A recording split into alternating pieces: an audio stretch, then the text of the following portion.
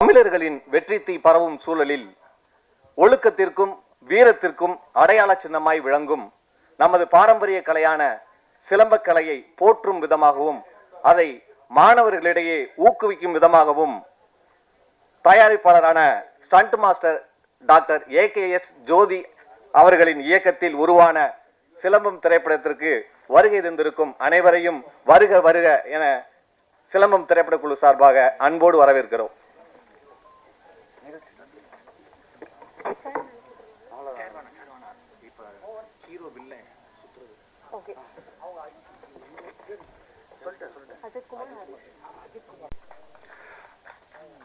எங்களுடைய நிகழ்ச்சிக்கு வருகை தந்திருக்கும் பிப்சி விஜயன் மாஸ்டர் அவர்களே, பவர் பாண்டியன் ஆசான் அவர்களே, திரைப்பட இயக்குனர் பேரரசு அவர்களே, என்னுடைய நண்பர் மோகன்ஜி அவர்களே,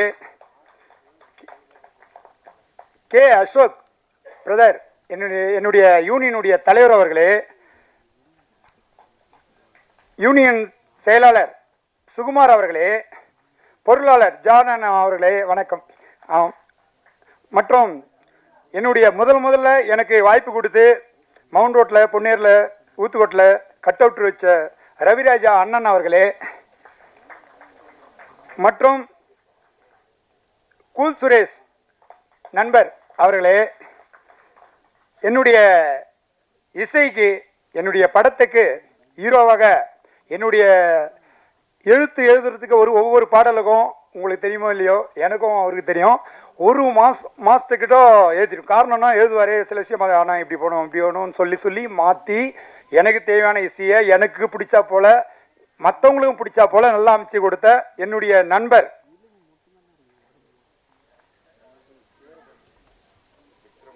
விக்ரம் வர்மா அவர்களே. அப்புறம் யார் இது? இந்த படத்தில் சிலம்பம் ரொம்ப சிலம்பம் மாஸ்டர்லாம் வச்சு பண்ணியிருக்கோம். அதில் எழில் மாஸ்டர் எனக்கு ரொம்ப ஒத்துழைப்பு கொடுத்தாரு. அடுத்தது பார்த்திங்கன்னா ஆரம்பக்கம் துரை மாஸ்டர் கொடுத்துருக்காரு, ஜோதிலிங்கம் கும்முடி மாஸ்டர் கொடுத்துருக்காரு. இதில் எல்லாரையும் வழி நடத்தி எங்களுக்கும் மாஸ்டர், என்னுடைய பசங்களுக்கும் மாஸ்டர், அதாவது 7 வயசுலேருந்து பயிற்சி கொடுத்துருக்காங்க பசங்களுக்கு. எனக்கும் ஆசான் பவர் பாண்டியன் ஆசான் தான், என் பசங்களுக்கும் 2 பேருக்கும் பவர் பாண்டியன் ஆசான். இதில் இப்போது எந்த இடத்துல இருக்கிற, அதாவது இந்திய அளவில் இருக்கிற கதாநாயகன் அனைவருக்கும் பயிற்சி கொடுத்த ஆசான் அவர். அதில் நாங்கள் பயிற்சி பெற்றது எங்களுக்கு மகிழ்ச்சி. என்னென்னா இன்றைக்கி அந்த இடத்துல பயிற்சி போனவங்க யாருமே சோழ போனதில்லை, என்னைக்கெல்லாம் ஜெயிச்சுங்க தான். இது வரைக்கும் ஸ்டண்ட் யூனியனில் இருக்காங்க ஒரு 600 பேர் 500 பேர் அவருடைய சிஷியனுக்கு தான் வந்திருக்கு. அந்த அளவுக்கு அந்த ஒழுக்கன்றத அந்த பாடத்தை அவருடைய ஸ்கூலில் தான் படிக்க முடியும். சிலம்பனாவே ஒழுக்கம். அதில் இவர் பயிற்சி பள்ளியில் இன்னும் வெகு விமர்சையாக பண்ணுவார். அதுபோல் ஒரு மாஸ்டர், அவரையும் வணங்கிறேன். என்னென்னா இதில் 2 குழந்தைங்க பயிற்சி பண்ணியிருக்காங்க. அந்த குழந்தைங்க பார்த்திங்கன்னா வில்லேஜ் தான், அவங்க கும்முடி பக்கத்தில். அவங்களெல்லாம் தேர்வு செஞ்சு குறைஞ்சபட்சம் ஒரு 300 பேரில் தேர்வு செஞ்சு 2 பேர் செலக்ட் பண்ணேன். அதில் தனியாகவும் 500 பேர் நாங்கள் பயிற்சி அந்த கூடத்தெல்லாம் காட்டுங்க. அவங்களும் பயிற்சி கொடுத்து தான். பயிற்சி எப்படி கொடுத்தாங்கன்னா, சிலர் ஆங்கில வார்த்தைலாம் பயன்படுத்தியிருந்தாங்க. என்னென்னா ஹெட் ரொட்டேஷனு, அப்புறம் பார்த்திங்கன்னா சின்ன விஷயம், அதெல்லாம் பாண்டிய மாஸ்டர் கிளாஸில் நான் பசங்களை எடுத்துமே விட்டுட்டு நோட்ஸ் பண்ணுவேன். அங்கே தான் நான் பார்ப்பேன். மேல் வாரல், கீழ் வாரல், பக்கவாட்டு வாரல், தலைவெட்டு வாரல், அது அந்த தமிழ் வார்த்தையில் பயன்படுத்துவார். அதே போல் பார்த்திங்கன்னா வீடு பாடம், இது லெசன் 1, லெசன் 2, லெசன் 3ன்னு எடுப்பாங்க மாஸ்டருங்க. அவங்க எப்படின்னா இது வரைக்கும் குங்ஃபு ரொம்ப மாஸ்டருங்க எனக்கு தெரிஞ்சு. என்னென்னா அவங்க குங்ஃபு பயிற்சி பண்ணியிருப்பாங்க, அதுக்கு முன்னாடி கரெக்டாக பயிற்சி பண்ணியா மாஸ்டராக இருந்திருப்பாங்க. ஆனால் அந்த பயிற்சி வகுப்புலாம் இப்போ யாரும் போகிறதில்ல. அதுக்கு முன்னாடியெல்லாம் ஒரு பயிற்சி வகுப்புக்கு ஒரு தகப்பன் தான் இட்டு போவார். எதுக்கு? பாக்ஸிங்கோ, கரெத்தக்கோ, குங்ஃபு. ஆனால் இப்போ அப்படி இல்லை. சிலம்பத்துக்கு ஒவ்வொரு அம்மாவும், அப்பா எங்கே இருக்காரு தெரியாது, அம்மா பசங்களை தூக்கி வச்சுட்டு பயிற்சி பள்ளிக்கிட்டு போகிறாங்க. பயிற்சி முடிகிற வரைக்கும் அம்மா அவங்க வெயிட் பண்ணுறாங்க. அந்த அளவுக்கு முக்கியத்துவம் வாய்ந்த ஒரு கலையாகிடுச்சு. இது முக்கியத்துவம் வாய்ந்தது தான். ஆனால் இப்போ தான் சிலம்பம் ஃபஸ்ட்டு போர்முறை சிலம்பம் வந்தது. இப்போ சிலம்ப விளையாட்டாக 1980 முதலமைச்சர் எம்ஜிஆர் அவர்களால் மாற்றப்பட்டது. அப்படி இருந்த ஒரு நிகழ்வை இன்றைக்கி ஏற்கனவே முதலமைச்சர் நல்லா கொஞ்சம் ஃப்ரீடம் கொடுத்து இதில் சிலம்பத்தில் பயிற்சி பண்ணுற பசங்களுக்கெல்லாம் வேலை வாய்ப்பெல்லாம் கொடுக்குறோம். எல்லாமே ஈடுபாடு. அதாவது ஒவ்வொரு தெருவுலையும் 100 பசங்கள்கிட்ட சிலம்ப பயிற்சி பண்ணுற அளவுக்கு தமிழ்நாடு உயர்ந்திருக்கு. அது இந்தியா லெவல் போயிருக்கு. இந்தியா லெவல்லேருந்து இன்னும் உலக அளவில் வரணுன்றது தான் எங்களுடைய படத்தோடைய கதையே. அதாவது என் படத்துடைய கதையில் அதாவது படைபலம், பணபலம், அதிகார பலம் அனைத்தையும் வெல்லுகின்ற ஒரு ஆசானை தான் அந்த சிலம்பரசன் கேரக்டர் அஜித் நடிச்சிருப்பாரு. அதில் வந்து ரொம்ப வறுமையான கேரக்டர் தான் அந்த ஆதிஸ்டீனி நடிச்சிருப்பாங்க. அவங்க அவ்வளோ அதாவது அந்த கேரக்டராக மாறினாங்க. அதே போல் தீனாவுடைய பொண்ணு வில்லியாக நடிச்சிருப்பா. அவள் பேர் வந்து பிரதிஷா. அவளாம் சின்ன வயசுலேயே மிரட்டி இருப்போம். அது போல் ஒரு கேரக்டர் அதுமாரி பண்ணியிருக்கேன். அது போல் இன்னும் சில விஷயங்கள் இந்த படத்தில் பார்த்தீங்கன்னா, நாங்கள் என்னுடைய லட்சியமே நான் வீட்டில் ஃபீல் பண்ணுவேன் யாரா பேட்டி கொடுக்குறப்போ. ஈஸ்வரி, எங்கள் ஒய்ஃப் பேர் ஈஸ்வரி. ஈஸ்வரி, நான் எப்போ பேட்டி கொடுப்பேன், எப்போ கேமரா எதிர நிற்பேன்னு அப்படியே அதாவது செவுத்தை இடித்து கத்துவேன். அப்போ சொல்லுவாங்க, என்னைக்குனால நீ ஜெயிப்பியா அப்படின்னு சொல்லுவாங்க. அதே போல் ஒவ்வொன்றுக்கும் எனக்கு ஊண்டுதலாக இருந்த என் மனைவிக்கும் நன்றி தெரிவிச்சுக்கிறேன். இந்த சிலம்பம் படத்தில் இது மட்டும் இல்லை, எவ்வளோ பல பிரச்சனைகளை கடந்து தான் இங்கே வந்திருக்கோம். ஆனால் நாங்கள் நினச்சா போல் படம் நல்லபடி வந்திருக்கு. அதனால் இந்த மெயினாக எல்லாரும் பேரும் சொன்னேன், ஆனால் முக்கியமானவங்க உங்களை சொல்லலை. ஏன்னா பத்திரிகையாளரும் ஊடகங்களும் நீங்கள் நினச்சாதான் எங்களை வெளியே கொண்டு போக முடியும். உங்களுக்கு அனைவருக்கும் என் இறுதியான நன்றியை தெரிவிச்சுக்கின்னு வணக்கம் கூறி விடைபெறுகிறேன். எல்லாம் கொஞ்சம் முடிஞ்ச வரைக்கும் ஓப் பண்ணுங்க. 100% வந்து திரையில் வந்து பாருங்கள். சிலம்பம் அப்படி ஒரு அது சிலம்பத்தை பற்றி அவ்வளோ விலாவரியாக சொல்லியிருப்போம் அந்த கதையில். அதனால் எல்லோருக்கும் நன்றி வணக்கம் கூறி விடைபெறுகிறேன். நன்றி வணக்கம்.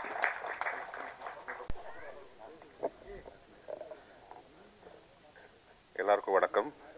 மேடையில் இருக்கிறவங்க அனைவருக்கும் வணக்கம். டீன்னு கூப்பிட்றாங்க. ஆக்சுவலி என்னோட பேர் வந்து விக்ரம் உதயவர்மன். விக்ரம் வர்மன் தான் இண்டஸ்ட்ரியில் எல்லாருக்கும் தெரியும். டீன்றது வந்து ஒரு புது இனிஷியேட்டிவ், என்னோட பிராண்ட் இப்போ நாங்கள் ஸ்டார்ட் பண்ணியிருக்கிறது. ஆக்சுவலி இது என்னென்னா, நிறைய மியூசிஷியன்ஸு, ஏன்னா நான் மெயினாக ஃபோக்கஸ் பண்ணுறது பெங்களூர், கன்னட படம் பண்ணிகிட்ருக்கேன், ஹிந்தி படம் பண்ணிகிட்ருக்கேன். இப்போ கன்னடம் தான் ஜாஸ்தி பண்ணிகிட்ருக்கேன். தமிழில் பண்ணிகிட்டு இருந்தேன். அதுக்கப்புறம் ஒரு பெரிய பிரேக் எடுத்துக்கிட்டேன், அங்கே ஷிஃப்ட் ஆகிட்டேன். ஸோ இவர் ஜோதி சார் வந்து என்ன அப்ரோச் பண்ணப்போ நான் தான் பண்ணி ஆகணும்னு சொல்லிட்டாரு. ஸோ அதனால் இங்கே இருக்கிற என்னோடய ஃப்ரெண்ட்ஸு, என்னோடய மியூசிஷியன்ஸு நிறைய பேர் வந்து டேலண்ட் இருக்குது, கரெக்டான பிளாட்ஃபார்ம் இல்லை. முக்கியமாக எல்லாருக்கும் வேலை கிடைக்கணும். நிறைய பேருக்கு வேலை இல்லை. சீனியர் மியூசிஷியன்ஸ் இந்த ஏஐ ஏஜ் வந்ததுக்கப்புறம் நிறைய மியூசிஷியன்ஸ் நம்ம யூஸ் பண்ண தவறிடுறோம். ஸோ இவங்க எல்லாருக்குமே வந்து சமமாக வேலை கிடைக்கணும். எல்லாருமே பிஸியாக இருக்கணும் இண்டஸ்ட்ரியில். யாரும் வந்து நான் வேலை இல்லாமல் இருக்கக்கூடாது மியூசிக் இண்டஸ்ட்ரியை பொறுத்த வரைக்கும். ஸோ அவங்க எல்லாரையும் சேர்ந்து கொலாபரேட் பண்ணி பண்ணுற ஒரு பிராண்டு தான் டி.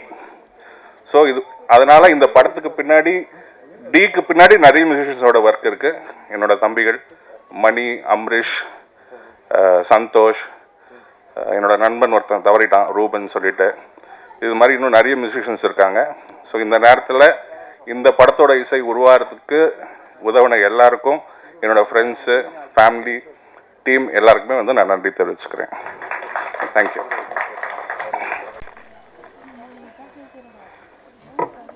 ஹாய், எல்லாருக்கும் வணக்கம். என் பேர் Monika Reddy. First of all thanks to media friends for supporting us. உங்கள் சப்போர்ட் அண்ட் லவ் எனக்கு ரொம்ப முக்கியம். And first of all thanks to Jyothi sir for giving this beautiful chance. And thanks to cameraman sir. And thanks to Vikram sir for giving this beautiful music. Thank you sir. And thanks to Arun. I hope you like the trailer and songs. Please ellaru theater poi padam parunga. Please support us. Thank you. Silambam படத்தினுடைய இசை மற்றும் trailer வெளியீட்டு விழாவிற்கு வருகை தந்திருக்கும் cinema துறை சேர்ந்த கலைஞர்கள் மற்றும் இந்த படத்தினுடைய இயக்குனர் திரு ஏகேஎஸ் ஜோதி அவர்கள் மற்றும் கதாநாயகன் கதாநாயகி திரு மோனிகா ரெட்டி மற்றும் அனைத்து சொந்தங்களுக்கும் என்னுடைய கனிவான வணக்கத்தை தெரிவித்துக் கொள்கிறேன். ஒரு படம் தயாரித்து அது வெளியிடுவது என்பது ஒரு குழந்தை பிறப்பதற்கு சமமானது. எப்படி ஒரு தாய் 10 மாதங்கள் சுமந்து பெற்றெடுத்து அதை ஈன்றெடுத்து இந்த உலகத்திற்கு அறிமுகம் செய்கிறார்களோ அதே போலதான் ஒரு படம் என்பது. அதற்கு பிறகு அவரை அந்த குழந்தையை வளர்த்து அவர்கள் தன்னுடைய சமூகத்திலே ஒரு வெற்றியாளராக பதிவு செய்வது என்பது அந்த படத்தினுடைய தியேட்டரிலே வெளியிட்டு அந்த ஆடியன்ஸ் ரசிகர்கள் பார்த்து அதை வெற்றி பெற செய்வதுதான் இது ஒரு பெரிய சகாப்தம். ஏதோ சினிமா துறையிலே மலர்களால் துவப்பட்ட பாதை அல்ல, பல துன்பங்களும் துரோகங்களும் நிறைந்த பாதை. அந்த பாதையிலே திரு ஏகேஎஸ் ஜோதி அவர்கள் ஒரு சாதாரண ஒரு விவசாயி குடும்பத்திலே பிறந்து, ஒரு கிராமத்திலே பிறந்து, நாமும் இந்த கலைத்துறையிலே ஒரு ஸ்டண்ட் மாஸ்டராக வர வேண்டும் என்ற ஒரு எண்ணத்திலே ஒரு சிறிய வயதிலே அங்கிருந்து சென்னை மாநகரத்துக்கு வந்து நம்மளுடைய பவர் பாண்டியனுடைய ஆசானுடைய அந்த பயிற்சி கூடத்திலே பயின்று இன்றைக்கு நாம் ஒரு பட தயாரிப்பாளராகவும் ஒரு டைரக்டராக வர வேண்டும் என்ற ஒரு உயர்ந்த நோக்கம், உயர்ந்த ஒரு எண்ணம், நாம் ஒரு படி உயர்ந்து நம்மளுடைய மக்களுக்கு ஒரு தற்காப்பு கலை முதலிலே ஒரு ஆதி மனிதன் எடுத்தது தன்னுடைய விலங்குகளுக்காகவும் தன்னை தற்காப்பு பாதுகாப்புக்காகவும் தன்னை தக்க வைத்ததற்காக எடுத்துக்கொண்டது ஒரு கம்பு. ஆதி மனிதன் அந்த ஆதி மனிதன் எடுத்த கம்பை தமிழர்கள் அதை பாரம்பரிய ஒரு பயிற்சி ஒரு கலையாக மாற்றி இந்தியாவுக்கு மட்டுமல்ல இந்த உலகத்திற்கே கொண்டு சென்றார்கள்.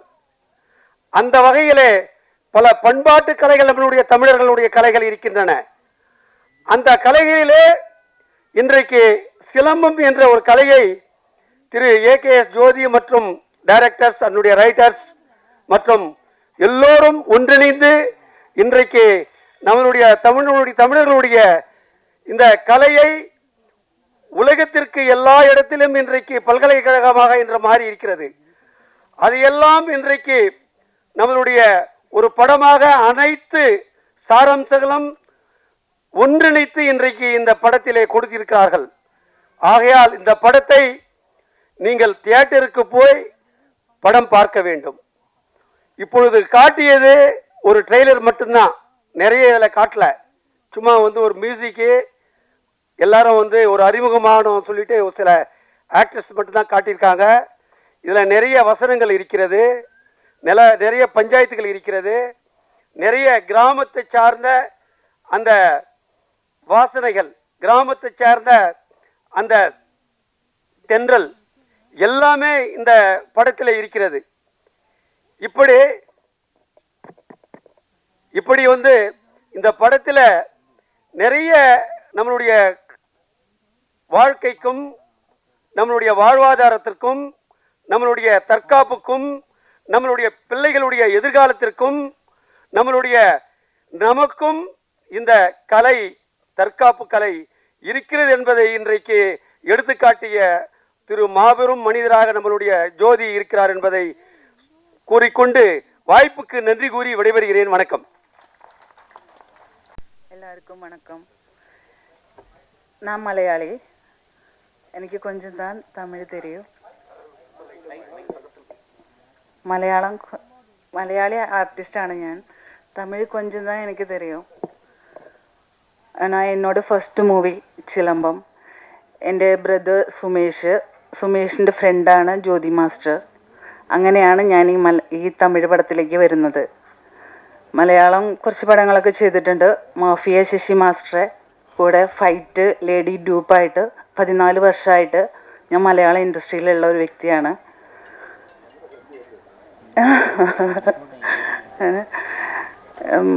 ഇങ്ങനെ ഒരു ചാൻസ് തന്ന ജ്യോതി മാസ്റ്റർക്കും எல்லாருக்கும் நன்றி.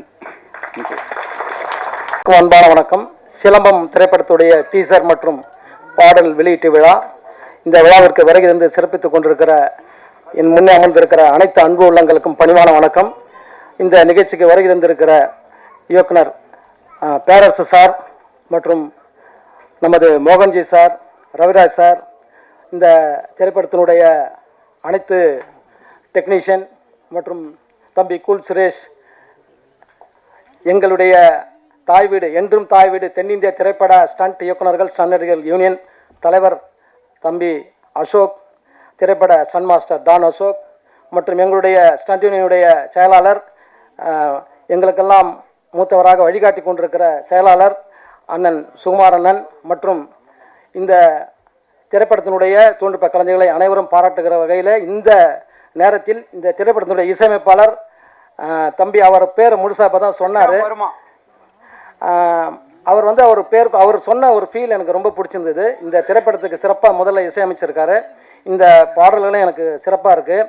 இந்த படத்தில் எடுக்கப்பட்டு இருக்கிற சிலம்பத்தினுடைய காட்சிகள் பார்த்தீங்கன்னா அந்த மாண்டேஜ் அதெல்லாம் கரெக்டாக அவருடைய இசையில் கரெக்டாக அதை கோர்த்திருக்கிறார். இந்த திரைப்படம் உருவான வரலாறு வந்து ஜோதி நிறைய வாட்டி சொல்லிட்டாரு. இருந்தாலும் நீங்கள் வந்து நிறைய திரைப்படங்கள் பார்த்துருப்பீங்க. எங்களுடைய ஸ்டண்ட் யூனியன் இந்த சிலம்பம் திரைப்படத்திற்கு ஒரு முன்னோடின்னு சொல்லலாம். காரணம் சொல்கிறேன். சிலம்ப விளையாட்டு 1980 உலகத்தமிழ் மாநாட்டில் புரட்சித் தலைவர் எம்ஜிஆரிடம் டேவிட் மேனுவல் ராஜ் அப்படின்றவர் ஒரு நந்தனம் ஒய்எம்சிஏ உடற்பயிற்சி கல்வியினுடைய பேராசிரியர் தான் ஒரு புத்தகம் கொடுக்குறார், சிலம்பம் அண்ட் பென்சிங் சிலம்பம் அப்படின்னு. புரட்சித் தலைவர் புத்தகத்தை வாங்கி வச்சுட்டு கவனம் வந்துட்டார். என்ன ஒன்றுமே சொல்லலை, இதை பற்றியும் பேசலாம்னு ஒரு வாரம் கழித்து அழைப்பு கொடுக்குறார் புரட்சித் தலைவர். இந்த புத்தகத்தை எழுதினவரை வர சொல்லுங்கன்னு புரட்சித் தலைவரை டேவிட் மேனுவல் ராஜ் சார் போய் நேராக சந்திக்கிறார். இந்த புத்தகத்தை அழகாக வடிவமைச்சிருக்கீங்க, சிறப்பாக எழுதியிருக்கீங்க. இந்த கலையை ஏன் விளையாட்டாக மாற்றக்கூடாதுன்னு புரட்சித் தலைவர் சொல்லி தான் இந்த சிலம்ப பாரம்பரிய தற்காப்பு கலை சிலம்பம், போர்க்கலை சிலம்பம் வீர விளையாட்டாக மாறி அதற்கு பிறகு இது சிலம்ப விளையாட்டாக மாறின வரலாறு ஐயா டேவிட் மேனுவல் ராஜ் ஐயா. அவர் தமிழ்நாடு சிலம்பாட்ட கழகம்னு ஒரு சங்கத்தை ஆரம்பிக்கிறாரு. அதற்கு அப்போதைய பவர் லிஃப்டிங் அசோசியேஷனில் இருக்கிற PK முத்துராமலிங்கம் என்பவர் தலைவராகவும் அமானுல்லா என்பவர் வந்து செயலாளரும் இருந்தாங்க. வழியாக இந்த சிலம்பாட்ட கழகம் அப்படியே தோன்றி வந்திருந்தாலும் சிலம்ப போட்டிகளில் வந்து 2006ஆம் ஆண்டு பள்ளிகள் விளையாட்டில் சேர்த்தவர் முத்தமிழறிஞர் டாக்டர் கலைஞர் அவர்கள் தான். பாருங்கள், வரலாறு பாருங்கள். தமிழக வரலாறுல எல்லாருக்குமே அது அனைத்து கட்சிகளுக்கும் பங்களிப்பு இருக்குது. ஏன்னா இந்த இந்த விளையாட்டாக மாறினதுக்கப்புறம் நிறைய பள்ளிகள் விளையாட்டுகள் அப்படியே காலகாலமாக நடந்துட்டு இருந்தது. அதில் ஒரு பள்ளிகள் விளையாட்டில் ஜோதி அவர்களுடைய மகன்கள் பங்கு பெற்று மாநில அளவிலான போட்டியில் போகும்போது அவருக்கு ஏற்பட்ட அனுபவம் தான் அந்த கதை, இந்த படத்தோட கதை அதான். ஏன்னா என்கிட்ட நிறைய சொல்லுவார். நான் என்ன சொல்லுவேன்னா, இந்த சிலம்ப விளையாட்டு வந்து அதுக்கு வரலாறை பற்றி சொன்னாங்க 3000 ஆண்டுகள்னு. இப்போது இந்த ஒரு கீழடியோட ஆராய்ச்சியோட கார்பன் பார்க்கும்போது 4500 ஆண்டுகள். ஏன்னா அந்த இரும்பு ஆயுதங்களுடைய வரலாறு, ஏன்னா நீங்கள் பேசுகிறதுக்கு நேரம் இல்லை, ஏன்னா வந்துக்கிறவங்களுக்கு சில தகவல் என் சார்ந்த போன்றவர்கள் சொல்லணும் அப்படின்னு தான். எங்கள் ஸ்டண்ட் யூனியனை பொறுத்த வரைக்கும் இப்போ சொன்ன பார்த்தீங்களா, டேவிட் மேனுவல் ராஜ் ஐயா அவர்களுக்கு ஒரு 4-5 பேர்கிட்ட சிலம்பம் கற்றுக்கிட்டாரு. அதில் ஒருத்தர் தான் சிலம்பம் ராமயதாஸ், நாகர்கோவிலை சேர்ந்த சிலம்பம் ராமயதாஸ். அந்த சிலம்பம் ராமயதாஸ் எங்கள் ஸ்டண்ட் யூனியோட உறுப்பினர் இதாங்க. பாருங்கள், அப்போ ஸ்டண்ட் யூனியன்லேருந்து தான் நீங்கள் சிலம்பக்கலை வந்து பெருமளவு வளர்ந்துருக்குது. சொல்லப்போனால் PU சின்னப்பா வந்து மங்கையர்கரசி படத்தில் அப்போ வந்து ஸ்டண்ட் யூனியன் இல்லாத காலம், அந்த காலத்தில் வந்து ஸ்டார்ட் கேமரா சொல்லிவிட்டு அவர் சென்டரில் இருந்துக்கிட்டு ஃபைட்டர்ஸ்லாம் சேர்ந்து சுற்றி அவரை ஒரிஜினலாக அடிக்கிறது தான், அப்படியே கேமரா ஆன் பண்ணி எடுக்கிறது தான். அதுக்கு பிறகு நிறைய ஸ்டண்ட் சோமன் ஒருத்தர் வந்தார், ஸ்டண்ட் பலராமன் வந்தார், RN நம்பியார் வந்தார். ஆனால் ஸ்டண்ட் யூனியனில் வடபழனிலேருந்து வளர்த்தவரில் NK சுவாமிநாதன் மாஸ்டர் ஒருத்தர் எல்லாரையும் வரவழைச்சி கத்தி சண்டைலாம் கற்றுக் கொடுத்து சிலம்பம் கற்றுக் கொடுத்து அவர் தான் நம்ம CL ஆனந்தன் சொல்கிறாங்க, அவர் கற்றுக் கொடுத்தார். யார் தெரியுமா? நமக்கு மரியாதைக்குரிய பெப்சி விஜயன் மாஸ்டரோட அப்பா தான் அவர். பெப்சி விஜயன் மாஸ்டரோட அப்பா பல பேரை வந்து ஸ்டண்ட் நடிகர்களாக உருவாக்கி யூனியன் தோன்றின காலத்தில் எல்லாருமே ஸ்டண்ட்டு கலைக்கு உள்ளே கொண்டு வந்தவர். அப்போ அந்த புகழுக்குரியவர். அப்போ எங்கள் ஸ்டண்ட் யூனியன் வந்து சிலம்பக்கலையை 3000 ஆண்டுகள், இப்போ 4500 ஆண்டுகள் சொன்னோம்ல, இது வழியாக வந்தாலும் சிலம்பக்கலையை வந்து உயிர்ப்புடன் வைத்து கொண்டிருப்பது ஸ்டண்ட்டு கலை. இந்த ஸ்டண்ட்டு கலையை உயிரோடு வச்சிருக்கிறது இங்கே ஸ்டண்ட் யூனியன். எங்கள் ஸ்டண்ட் யூனியனில் இவ்வளோ மூத்தவங்க நிறைய பேர் இருந்தாங்க. என்னுடைய ஆசான் மாடக்குளம் ரவி ஆசான், உங்களுக்கு தெரியும், கரகாட்டக்காரன், புய்யப்பாதை, பண்டாரி தாவி, பூக்களை பிறகு, பூமழை பொழியுது, மைக்கேல் ராஜ், கைநாட்டி, பல படங்கள், தேவர் மகன் ஒரு படம். இந்த படத்தை சிலம்ப சண்டை காட்சி எடுக்கும்போது எங்கள் யூனியன்லேருந்து செலக்ட் பண்ணும்போது மாடக்குளம் ரவியாசன் ஸ்டூடெண்ட் மட்டும் அதில் பார்த்தீங்கன்னா கிட்டத்தட்ட ஒரு 15 பேரில் 10 பேர். ஏன்னா மாடக்குளம் ரவியாசன் வந்து சிலம்ப சண்டை காட்சிக்கு ஒரு பேர் எடுத்தவர். எல்லாரும் செய்வாங்க, நான் யாரும் கூட சொல்ல. ஏன்னா இப்போ நான் சாமிநாதன் மாஸ்டர் பற்றி சொன்னேன்ல, கத்தி சண்டை கற்றுக் கொடுத்துருன்னு, அந்த படத்தில் பார்த்தீங்கன்னா சாந்து போட்டு சந்தன போட்டு சாங்க்கு அந்த படத்தில் வில்லனாக பண்ணி அந்த சண்டை காட்சியை சிறப்பு செய்தவர் நமது இந்தியன் பாஸ்கர் திரைப்பட ஸ்டன் மாஸ்டர் எல் பாஸ்கர்னு சொல்லக்கூடிய நண்பர். நாங்களும் ரவி மாஸ்டரோட வளர்ந்தவங்க. ரவி மாஸ்டரோட தந்தை யாருன்னு பார்த்தீங்கன்னா மாடக்குளம் அழகர்சாமி ஐயா, புரட்சி தலைவருடைய சிலம்ப சண்டை காட்சிகளை பிரத்யேகமாக வடிவமைச்சார். புரட்சி தலைவரே வந்து ஒரு ஸ்டண்ட் குறையப்பர் தான். ஸ்டண்ட்டு டீமை வந்து வீட்டுக்குள்ளே வச்சுருந்தவர், பல பேரை வந்து ஒரு வீட்டில் பயிற்சி கொடுக்க வச்சுருந்தவர். முறையாக சிலம்பத்தை கற்றுக்கிட்டு சிலம்பக்கலையை வந்து சினிமாவில் அடுத்த தலைமுறைக்கு கொண்டு வந்து சேர்த்தவர் புரட்சி தலைவர் எம்ஜிஆர் தான். சிலம்பக்கலை இன்னைக்கு சிறப்பாக இருக்குதுன்னா காரணக்கர்த்தா புரட்சி தலைவர் எம்ஜிஆர் தான், மாற்றுக்கிறதே கிடையாது. தைரியமாக எங்கே வேணால் சொல்லலாம். ஏன்னா இன்னைக்கு சிலம்பம் நல்லா இருக்கு அப்படின்னா, காலங்கள் கடந்து நல்லா இருக்குன்னா அத்தனை ஆசான்கள், இப்போ வந்து பல ஆசான்கள், அதாவது பேர் தெரியாத ஆசான்கள் தமிழ்நாட்டினுடைய குக்கிராமங்களில் எண்ணற்ற ஆசான்கள் இருக்காங்க. அவங்களுக்கு வந்து எப்படி சொல்கிறது, சாப்பாட்டு கூட வழி இருக்காது. ஆனால் ஊரில் இருக்கிறவங்களாம் கூப்பிட்டு சிலம்பம் வந்து இலவசமாக சொல்லி கொடுத்தவங்க. அந்த வழியில் தான் நான் 41 வருஷமாக சிலம்பம், ஜிம்னாஸ்டிக், திரைப்பட சண்டைகளை கற்றுக் கொடுத்துருக்கேன். ஏழை மாணவர்கள் இலவசமாக நிறைய சினிமா நடிச்சு கற்றுக் கொடுத்துருக்கேன். இதான் விஜயன் மாஸ்டர் வந்து எனக்கு எவ்வளோ பேர் ரெக்கமெண்ட் பண்ணியிருக்காரு. இப்போ நிறைய தெலுங்கு ஆர்டிஸ்ட்லேருந்து கன்னடா ஆர்டிஸ்ட்லேருந்து ஹிந்தி வரைக்கும் அவர் தான் ரெக்கமெண்ட் பண்ணுவார். ஏன்னா நம்ம மேலே வச்சுருக்க மரியாதை, இந்த சிலம்பக்கலையினால் மரியாதை. இப்போ பேரர் சார் வந்து நான் சொல்லணும்னா ஒரு விஷயம் சொல்லணும். அவர் வந்து விஜய் டிவியோட நிகழ்ச்சிக்காக சிவகாசி படத்திற்காக விஜய் சாரை வந்து ஒரு பர்ஃபார்ம் பண்ண வச்சிருக்கிறார். அவர் அந்த வீடியோ வந்து நடுவில் வைரல் ஆச்சு. விஜய் சார் வந்து சிலம்பம் சுற்றின வீடியோ ஒரு வாரம் நான் தான் போய் வீட்டில் கற்றுக் கொடுத்தா. சார் சொல்லி தான் போனேன். பேர் சார் சொல்லி நம்ம சங்கர கணேச சார் சன்னுடைய ஸ்ரீகுமார்னு ஒருத்தர் இருக்காரு, அவர் தான் என்னை கூப்பிட்டு போனார். எதுக்கு சொல்லணும்னா, சிலம்பம் வந்து நம்ம சினிமாக்குள்ளே மட்டும் இல்லை, ஒவ்வொரு வீட்டுக்குள்ளே இருக்குது. அதை சார்ந்த ஒரு படம் அப்படின்றது அந்த சிலம்பம்ன்ற பேர்லேயே வந்து இயக்குனர் ஏக ஜோதி அவர்கள் எடுத்திருக்கிறார் அப்படின்னா பெருமையாக இருக்குது. நிச்சயமாக இதுக்கு அடுத்து நிறைய சிலம்பம் சார்ந்த படங்கள் வெளிவரும். ஏன்னா நிறைய பேர் பேச இருக்கிறாங்க. அதனால் என்னுடைய தகவலை சுருக்கிட்டு நான் வந்து இந்த படம் சார்ந்த சில விஷயங்கள் மட்டும் சொல்லிடுறேன். இவர் வந்து இந்த அனுபவத்தை தான் படமாக எடுத்திருக்காரு. இந்த படத்தில் நடித்த அந்த வில்லனாக இருந்தாலும் ஹீரோவாக இருந்தாலும் 2 பேருமே இவரோட மகன்கள் தான். அஜித், ஹரிஷ் என்னுடைய மாணவர்கள் தான். இருந்தாலும் அப்பாவுக்கு அது பெருமை. இவங்களை வந்து இந்த படம் எடுக்கிறதுன்றது உங்களுக்கு தெரியும். இப்போ நடுவில் கூட ஒருத்தர் சொன்னார் எவ்வளோ கஷ்டம்னு. ஏன்னா சினிமாவில் இருக்கிற இயக்குநர்கள் தெரியும், நம்ம மோகன்ஜி சாருக்கெல்லாம் தெரியும். சமீபத்தில் மிகப்பெரிய வெற்றியடைய வேண்டிய அவருடைய படம் அந்த கால நேரம் சூழ்நிலைக்கு ஏற்ற மாதிரி மிகச்சிறந்த படம். நான் பார்த்தேன் அந்த படம், திரௌபதி 2 நல்லா பண்ணியிருந்தார். நான் அவங்க ஹீரோ வந்து என்னோட மாணவர், அதனால் நான் சொன்னேன், நான் இந்த படம் வந்து வர வேண்டிய நேரம் இல்லை, ஆனால் இந்த படம் வெற்றி படம் தான். ஏன்னா என்னைக்காக இருந்தாலும் அதில் நிறைய தகவல் கொடுத்துருக்காரு. சரித்திரம் சார்ந்த தகவல் எடுக்கும்போது, சரித்திர படங்கள் எடுக்கும்போது உங்களுக்கு வந்து சிலம்பம் உள்ளே வந்துடும். சிலம்பம் சார்ந்து நான் சில விஷயங்கள் சொல்லிடுறேன். சிலம்பத்தினுடைய ஆயுதங்கள் 32, சித்தர்கள் ஆயுதம் 14, 18 விதமான ஆயுதங்களை நம்ம திரைப்படங்களில் பயன்படுத்தியிருக்காங்க. இதெல்லாம் தான் அடையாளம். திரைப்படம் தான் ரெஃபரன்ஸ் சிலம்பக்கலைக்கு. குலோபகல்னு ஒரு படம் பாருங்கள், புரட்சி தலைவர் எம்ஜிஆர் பல ஆயுதங்களை வந்து அதில் பயன்படுத்தியிருப்பார். இப்போ நம்மளுக்கு பேர் இதில் வராத ஆயுதங்கள்லாம் இருக்குது. கோபுடான்னு சொல்கிற ஒரு ஆயுதம் இருக்குல்ல, லேசம், நிறைய இருக்கும். நான் அதை சொல்லிக்கிட்டே போகலாம். அது பேர் ஒரிஜினல் பேர் வந்து தமிழில் சம்காடுன்னு பேர். அப்போ அந்த ஆசான் வந்து 10 புத்தகங்கள் எழுதியிருக்காரு. அருணாசலம் ஆசான் தென்காசியில் இருக்கார். 10 புத்தகங்கள் சிலம்பத்தில் எழுதியிருக்காரு. அமெரிக்காவில் இருக்கிற தற்காப்பு கலையினுடைய தலைமையம் ஒன்று இருக்குது, 32 தற்காப்பு கலைக்கு தலைமையம் ஒன்று இருக்குது. அவரை வந்து கிராண்ட் மாஸ்டர் லீடர்ஷிப்னு பட்டம் அவங்க கொடுத்துருக்காங்க. 1500 வீடியோ போட்டிருக்காரு அருணாசலம் ஆசான். அந்த 1500 வீடியோனால உலகின் தலை சிறந்த பழமையான தற்காப்பு கலை சிலம்பம்னு அவங்க அங்கீகாரம் கொடுத்துருக்காங்க. ஏன்னா இது தமிழ்நாட்டு வரையில் தெரியல. இப்போ இந்த படம் வருகிற பட்சத்தில் இது போன்ற பல விஷயங்கள் நம்மளுக்கு தெரிய வரும். நம் மண்ணின் கலை, தமிழின் கலை, ஒரு இந்தியாவின் கலைன்றதுல சிலம்பக்கலை மிக பெருமையான விஷயம். இந்த படத்தில் கேமராமேனாக இருக்கட்டும், மற்றபடி எடிட்டராக இருக்கட்டும், நடித்த நடிகர்கள், இப்போ இவங்க அந்த நம்ம பெண்கள் செஞ்சாங்கள்ல சிலம்பம் மிக சிறப்பாக செஞ்சாங்க. இதில் நடித்ததுகள் எல்லாமே நல்லா நடிச்சிருக்காங்க. குறிப்பாக நான் அந்த இசையை சொன்னேன், என்னுடைய கிரவுண்டுக்கு வந்தார். அவர்கிட்ட அந்த திறமை இருக்கா அப்படின்றது எனக்கு தெரியும்.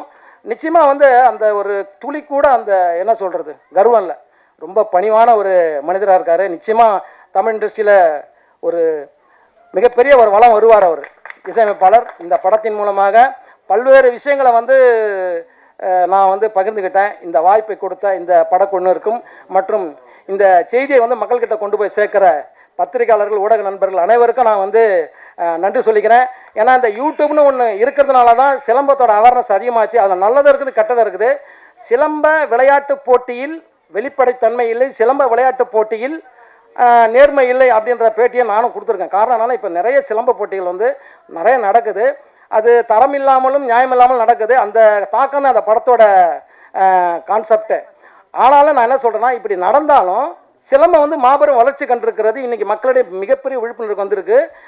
கிரிக்கெட் பேட்டை எடுத்துகிட்டு போன மைதானங்கள்லாம் இன்னைக்கு சிலம்ப கம்பை ஒரு பேக்கில் போட்டு, அதுவும் அப்பாக்கள் கூட்டு போகல, அம்மாக்கள் கூட்டு போகிறாங்க பிள்ளைகளை. சிலம்பம் கம்பை எடுத்துகிட்டு நீ பிள்ளைய போதுனா இதுதான் தமிழ் கலையினுடைய வெற்றி. இந்த கலையை அருளிய முருகப்பெருமானுக்கும் இந்த கலையை வடிவமைத்த அகத்திய மாமணிக்கும் நன்றி சொல்லி, வந்திருக்கிற அனைவருக்கும் நன்றி சொல்லி, படைக்கும் நன்றி, வணக்கம்.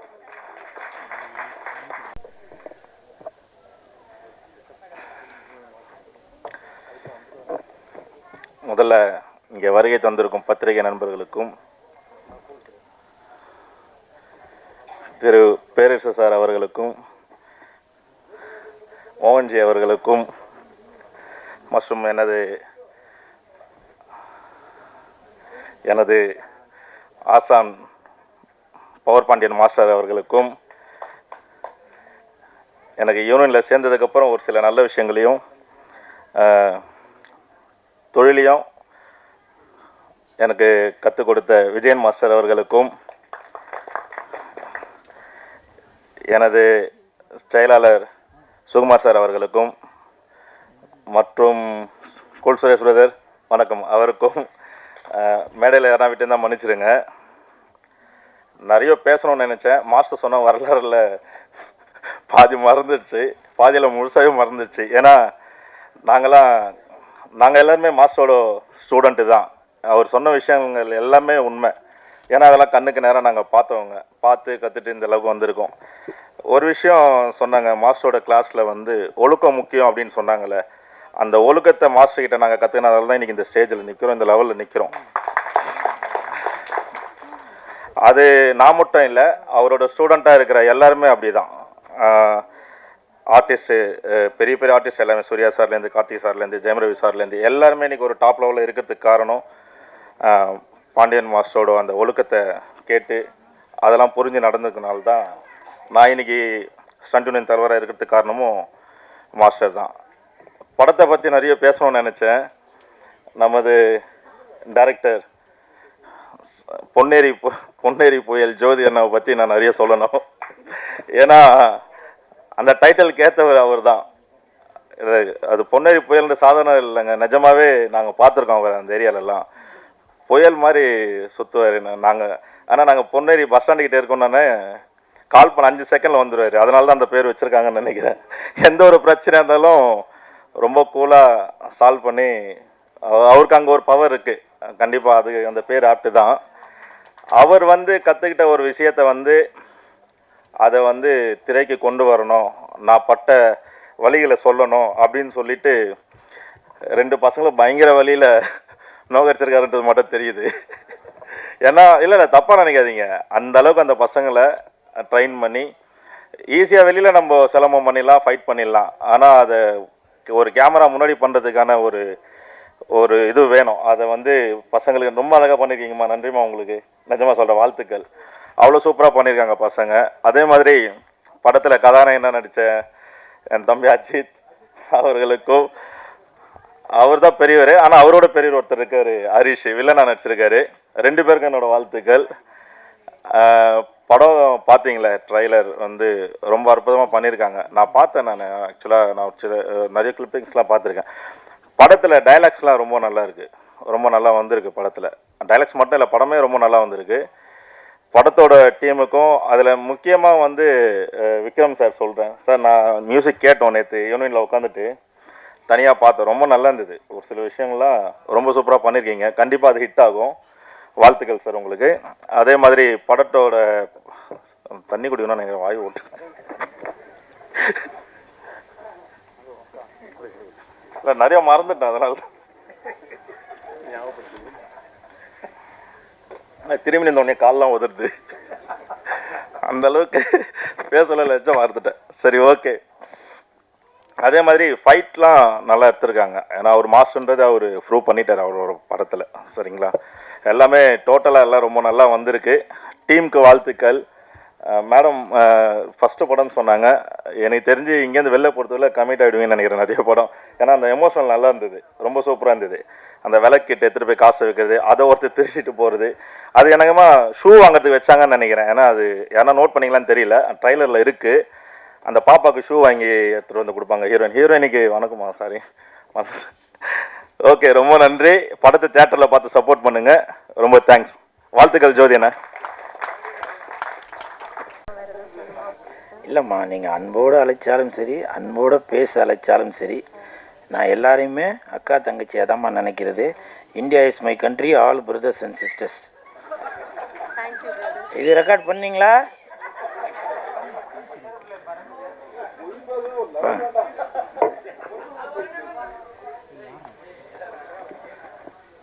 மேடையில் அமர்ந்திருக்கும் அனைவருக்கும் வணக்கம். பத்திரிகை நண்பர்கள், ஊடக நண்பர்கள், இணையதள நண்பர்கள், பிஆர்ஓ கார்த்தி அனைவருக்கும் நன்றி. மேடையில் பேசி கைத்தட்டல் வாங்குற அளவுக்கு நான் பெரிய பேச்சாளர் இல்லை, அதனால் தயவு செஞ்சு நீங்களே ஒரு தடவை கைத்தட்டிடுங்க. இந்த கைத்தட்டல்கள் அனைத்தும் சிலம்பம் அந்த படத்தோட டீமுக்கு தான் போய் சேரும். ஏன்னா இன்றைக்கி நான் வருதா வேணாமான்னு ஒரு குழப்பத்தில் இருந்தேன். அப்போ பிஆர்ஓ கார்த்தி சார் தான் சொன்னார், இந்த மாதிரி ஒரு மினிமம் பட்ஜெட்டில் ஒரு படம் ஒன்று பண்ணியிருக்காங்க, நீங்கள் வரணும்னு சொல்லி டைரக்டர் ப்ரொடியூசராக இருக்கிற ஜோதி சார் விரும்புகிறாரு அப்படின்னாரு. அப்புறம் டக்குன்னு ஃபோன் போட்டு கொடுத்தாரு. அப்புறம் பேசினேன். அப்போ சொன்னார், இந்த மாதிரி என்னுடைய மகன்கள் தான் இதில் கதாநாயகனாகவும் வில்லனாகவும் நடிக்க வச்சுருக்கேன் அப்படின்னு சொல்லி சொன்னார். சரி, அப்புறம் யோசித்து பார்த்தேன், எவ்வளோ பேருக்கு சப்போர்ட் பண்ணுறோம். சரி, அவர் பிஆர்ஓ கார்த்தி நமக்கு சப்போர்ட் பண்ணுறாரு, சரி நம்ம இவருக்கு சப்போர்ட் பண்ணுவோம் அப்படின்ற ஒரு எண்ணத்தில் நேராக கிளம்பி வந்தேன். ஆனால் உண்மையிலே சொல்கிறேன், இங்கே வந்ததுக்கப்புறம் அந்த ட்ரெய்லர் பார்த்ததுக்கப்புறம் எனக்கு அவ்வளோ சந்தோஷம். அதில் ஒரு வசனம் ஒன்று சொல்லியிருப்பார், கலையை காசாக்க சொல்கிறீங்களா அப்படின்னு. உண்மையிலே அதுதாங்க இப்போ நடந்துட்டுருக்கு. நன்றி மாஸ்டர், அந்த மாதிரி ஒரு வசனம் வச்சதுக்கு. ஒரு கைத்தட்டல் கொடுக்கலாமே. நான் பேச பேச நீங்கள் நல்லா கைத்தட்டல் கொடுத்தாதான் மத்தியானம் வந்து உணவு இருக்குதுன்னு சொல்லியிருக்காங்க. யாரும் கவலைப்பட தேவையில்லை, கண்டிப்பாக எல்லாருக்கும் உணவு இருக்குது. பிஆர்ஓ கார்த்தி சார், எல்லாரும் பேசி முடித்ததுக்கு அப்புறம் தான் சாப்பாடை ஓப்பன் பண்ணோம், சரியா? முன்னாடி போகிற ஆள் நிறையா சாப்பிட்ருவாங்க, அப்புறம் எனக்கெல்லாம் சோறு இல்லாமல் போயிடுது. ஓகே? உண்மைதான், கரெக்டாக சொன்னீங்க பாருங்கள். போன ஈவெண்ட்டில் அப்படி தான் சிரிக்கிறாமா, உண்மைதான் அது. போன ஈவெண்ட்டில் எனக்கு இல்லை கடைசியாக பேச வச்சு சோறே காலி ஆகி போச்சு. ஸோ அப்படி இந்த ஈவெண்ட்டில் இந்த சிலம்பம் படத்தோட குழு வந்து வரவங்களை நல்லா வயிறு நிறைய வச்சு அனுப்பணும் அப்படின்னு சொல்லி நினைக்கிறாங்க. அவங்களுக்கு என் மனமார்ந்த வாழ்த்துக்கள். அதே மாதிரி இந்த படத்தோட கதாநாயகன் அஜித், அதாவது அஜித் சாரை வச்சு ஹிட்டு கொடுத்த பேரர் சார் வந்திருக்காங்க. அதனால் அஜித், கண்டிப்பாக நீங்கள் அஜித் சாரோட இடத்துக்கு போறியோ இல்லையோ, அவர் தொட்ட அந்த இடத்த கண்டிப்பாக நீ தொட்டுட்டு தான் வருவேன், நான் வாழ்த்துறேன் அஜித். அதே மாதிரி ஹரிஷ், அவருடைய இரண்டாவது மகன், அவர் வில்லனாக நடிச்சிருக்கதா சொன்னார். உங்களுக்கும் என் மனமார்ந்த வாழ்த்துக்கள். ஹரிஷ் ஓகே, வாழ்த்துக்கள் வாழ்த்துக்கள் வாழ்த்துக்கள். அப்புறம் கதாநாயகி மௌனிகா ரெட்டி, அவங்கள பற்றி நான் கண்டிப்பாக சொல்லி ஆகணும். என்கிட்ட பேசும்போது சொன்னாங்க, நான் உங்களை பார்த்ததே இல்லைங்க, உங்கள் பேர் என்னங்க அப்படின்னாங்க. அதனால் எனக்கு ரொம்ப சந்தோஷமாக இருக்குது. ஏன்னா இல்லை, சும்மா ஏதோ ஒரு பில்டப் பண்ணுறதுக்கு சொல்லாமல் அவங்க உண்மையை சொன்னாங்க இல்லையா? ஆனால் உண்மையிலேயே அது தெரியுன்றதும் தெரிஞ்சு சொன்னாங்களா இல்லை தெரியாத மாதிரி சொன்னாங்களான்னு தெரியல. ஆனால் பேசுகிறதுலாம் தமிழில் நல்லா தான் பேசுகிறாங்க. உண்மையிலேயே எனக்கு தெரியாதம்மா, அம்மா சத்தியமா. சரி, பரவாயில்ல. இருந்தாலும் நமக்கு கோடிக்கணக்கான ஒரு ரசிகரில் ஒருத்தங்க ஆமாம் மிஸ் பண்ணிட்டாங்க. இருந்தாலும் அவங்களுக்கு என் மனமார்ந்த வாழ்த்துக்கள். பரமேஸ்வரி மேடம் வந்திருக்கீங்களா? கை காட்டுங்கம்மா. வாழ்த்துக்கள். கொஞ்சம் அப்படியே நான் பேசிகிட்டே இருக்கேன், கொஞ்சம் முன்னாடி வந்துருங்கம்மா. அப்படியே நான் நடந்து முன்னாடி வந்துருக்கேன். அதாவது ஒரு தகப்பன் வந்து தன்னுடைய மகனை வந்து அப்படி படிக்க வைக்கணும், இப்படி படிக்க வைக்கணும், இல்லை இதில் சினிமாவில் தான் ஒரு ஹீரோவாக்கணும் அப்படிலாம் நினச்சிட்டு இருப்பாங்க. அதையும் தாண்டி அதற்கு பின்னாடி ஒரு பக்க பலமாக இருந்து, அதனால் பேக் போனா இங்கிலீஷில் சொல்லுவாங்களே, அப்படி அந்த தாய் தன்னுடைய மகன் ஸ்டேஜில் ஏறி அந்த சால்வை வாங்கும்போதோ, ஒரு படித்து பட்டம் வாங்கும்போதோ, இல்லை இந்த படத்துக்கு அவார்டு வாங்கும்போதோ அவ்வளோ சந்தோஷப்படுவாங்க. அந்த தாய்க்கு என் மனமார்ந்த நன்றிகளையும் வாழ்த்துக்களையும் தெரிவித்துக் கொள்கிறேன். போடுங்க. மாஸ்டர், நீங்க மாஸ்டர் நிரூபிச்சிட்டீங்களே, இந்த சுத்துறீங்களேவா? நன்றிம்மா. ஏன்னா ஒவ்வொரு வீட்லேயும் அந்த தாய் குலங்கள் தான் தன்னுடைய கணவரையும் பசங்களையும் கோபமாக இருக்கும்போதும் சரி, இல்லை வேறு எதுனா சந்தோஷமாக இருக்கும்போதும் சரி, அந்த தட்டி கொடுத்து அப்படி முன்னுக்கு கொண்டு வர்றது அந்த தாய் தான்.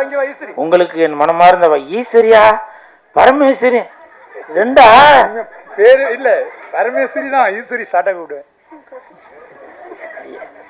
மேடம் தவறாக எடுத்துக்காதீங்க, எதுக்கு அவரை ஃபாலோ பண்ணுங்க, வாட்ஸ்அப்லாம் செக் பண்ணுங்க அவரை. Eswari Parameswari, good combination. இவங்களுக்கு என் மனமார்ந்த வாழ்த்துக்களை தெரிவித்துக் கொள்கிறேன். இப்போது நான் பேசும்போது அவ்வளோ சந்தோஷம், எல்லோரும் சிரித்து அவ்வளோ சந்தோஷப்படுறாங்க, அவ்வளோ மக்கள் வந்திருக்கிறாங்க. இந்த ஸ்டேடியமே ஃபுல்லாகி போச்சு. அநேகமாக அடுத்து இந்த படத்தோட வெற்றி விழா வந்து நேரு ஸ்டேடியத்தில் தான் நடக்குன்னு நினைக்கிறேன். அது கூட விஜய் சார் முதலமைச்சராக பதவியேற்ற அந்த நேரு ஸ்டேடியத்தில் தான் நடக்கும்னு நினைக்கிறேன். உங்களுக்கு என் மனமார்ந்த வாழ்த்துக்கள் மாஸ்டர். அப்புறம் இந்த படத்தில் முக்கியமான கதாபாத்திரம் ஏற்றுள்ள ஆதி, கொஞ்சம் எழுந்திரிக்குமா, அங்கே வணக்கம் சொல்லிடுங்க, வாழ்த்துக்கள். ஏன்னா இந்த படத்தில் வந்து கதையோட கருவே அந்த ஆதியை சுற்றி தான் இருக்குன்னாங்க. அந்த ஆதி படத்தோட டைரக்டர் ஜோதி, நீங்கள் படத்தை பார்த்து தெரிஞ்சுக்கங்க மீதி. அதே மாதிரி இங்கே வாழ்த்த வருகை தந்துள்ள அனைவருக்கும் என் மனமார்ந்த நன்றி. மோகன்ஜி சார் வந்திருக்காரு. திரௌபதி 2வில் என்னை பயன்படுத்தாமல் இருந்த உங்களுக்கு என் மனமார்ந்த நன்றி. அப்புறம் பெப்சி விஜயன் மாஸ்டர், நான் அவர் கூட சந்தானம் படம் ஒன்று வல்லவனுக்கு புல்லுமாய் தான் ஒர்க் பண்ணுறப்போ எனக்காக ஸ்பெஷலாக அந்த ஃபைட் சீனில் வந்து என்னை வந்து தனியாக ஒரு விதமாக காட்டணும், நான் மறக்கவே மாட்டேன் மாஸ்டர் அந்த இது. ஏன்னா பெப்சி விஜயன் மாஸ்டர், ஷாருக் கான், சல்மான் கான் அப்படி இந்தி நடிகர்களுக்கு ஃபைட் மாஸ்டராக இருந்தவர். இந்த கூல் சுரேஷுக்கு ஃபைட் சொல்லி கொடுத்து ஒரு ஷாட்டு அப்படி கீழே இருந்து அப்படி மேலே அப்படி காட்டுவாங்க. அப்போ வந்து நான் கையில் அருவா வச்சுட்டு நிற்பேன். அப்போ வந்து மாஸ்டர் வந்து அவங்க அசிஸ்டண்ட்டில் சொல்ல, போய் ஆயில் எடுத்து அவன் உடம்புலாம் நல்லா பூசுங்கப்பா, நல்லா ஒரு கம்பீரமாக தெரியணும் அப்படின்னு. ஸோ இது வந்து பரவாயில்லப்பா அப்படியேப்பா அப்படின்னு சொல்லாமல் ஒரு இம்பார்ட்டன்ட் கொடுக்கணும் அப்படின்னு நினச்சிங்கள. நன்றி மாஸ்டர். அதனால தான் உங்கள் தந்தை, இப்போ அவங்க சொல்லும் போது தான், பாண்டி மாஸ்டர் சொல்லும் போது தான் தெரியுது, உங்கள் தந்தை புரட்சி தலைவருக்கு பிறகு நிறையா ஸ்டண்ட் கலைஞர்களை இந்த யூனியனில் வந்து சேர்த்ததாக சொன்னாங்க. உங்களுக்கு என் மனமார்ந்த நன்றிகளும் வாழ்த்துக்களும் மாஸ்டர். அப்புறம் இப்போ விஜய் சார் ஆட்சி அமைச்சிட்டாங்க. இப்போது சமீபத்தில் பார்த்தீங்கன்னாக்க விஜய் சார் வந்து ஒரு கவர்மெண்ட்டு வேலை ஒருத்தர் கொடுத்துருந்தாங்க, அந்த ஜோசியம் பார்த்து சொல்கிற அவருக்கு. ஏன்னா அவர் சொல்கிறதெல்லாம் கரெக்டாக இருக்குது அப்படின்னு சொல்லி அவருக்கு வந்து கவர்மெண்ட் வேலை கொடுத்தாங்க. அதுக்கு வந்து பல பேர் எதிர்ப்பு தெரிவித்தாங்க. நான் இப்போ சொல்கிறேன், எதிர்ப்பு தெரிவிக்காமல் இருக்கணும் அப்படின்னாக்கா அது ஒருத்தருக்கு தான் நீங்கள் கொடுத்துருக்கணும். அது யாருனாக்கா டைரக்டர் பேரரசாருக்கு தான். ஏன்னா 10-15 வருடத்திற்கு முன்னாடியே அவரோட பாட்டிலே அதை சொல்லிட்டாரு. இல்லைங்கப்பா இல்லைங்க, என்னம்மா சார்? ஆமாம் மாஸ்டர் டைரக்டர். அப்படி அன்னைக்கே வந்து அதை வந்து கணிச்சு வச்சிருக்காரு.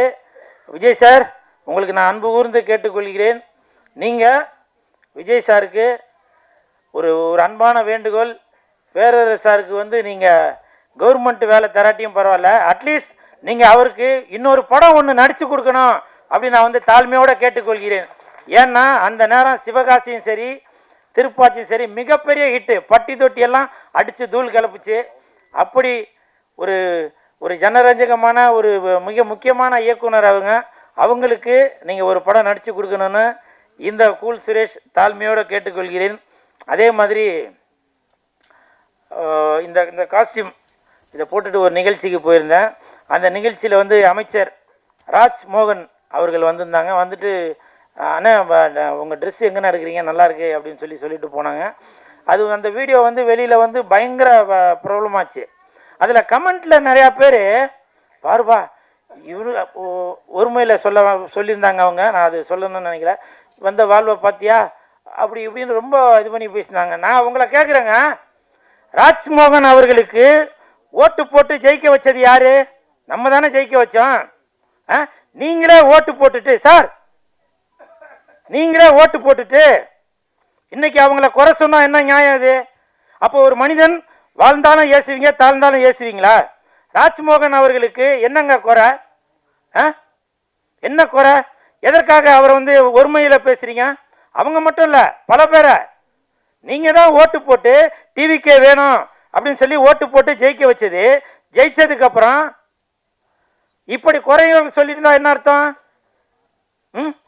விஜய் சார் ஒரு சாமானிய மக்கள் ஆட்டோ டிரைவர் கூட முதல்ல இது எம்எல்ஏ ஆகலாம் அப்படின்னு சொல்லியிருந்தாங்க. ஒரு டிரைவரோட மகன் கூட எம்எல்ஏ ஆகலாம் அப்படின்னு சொல்லியிருந்தாங்க. அப்படி ஒரு சிறப்பு வாய்ந்த முதலமைச்சராக இருக்கக்கூடிய விஜய் சார் அவர்களுடைய எம்எல்ஏக்களை நீங்கள் குறை சொல்கிறீங்களே, நீங்கள் தானங்க ஓட்டு போட்டது.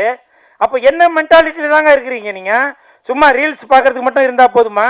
அடுத்தவங்களை கமெண்ட் பண்ணுறது மட்டும் இருந்தால் போதுமா? இது எதற்காக இந்த சிலம்பம் படத்தோட ஆடியோ ரிலீஸில் சொல்கிறேன்னா அதை சொல்கிறேன். அப்போ நீங்கள் என்ன எண்ணத்தில் நீங்கள் போய் ஓட்டு போட்டீங்க? யார் வேட்பாளர்னே தெரியாது, வேட்பாளர் பேர் தெரியாது, விசிலுக்காக போட்டு வந்துட்டேன் அப்படின்னு நினைக்கிறீங்க, அப்படிதானே? அதுவும் இல்லாமல் எல்லாருமே படித்தவங்களா இருக்காங்க எம்எல்ஏக்கள்.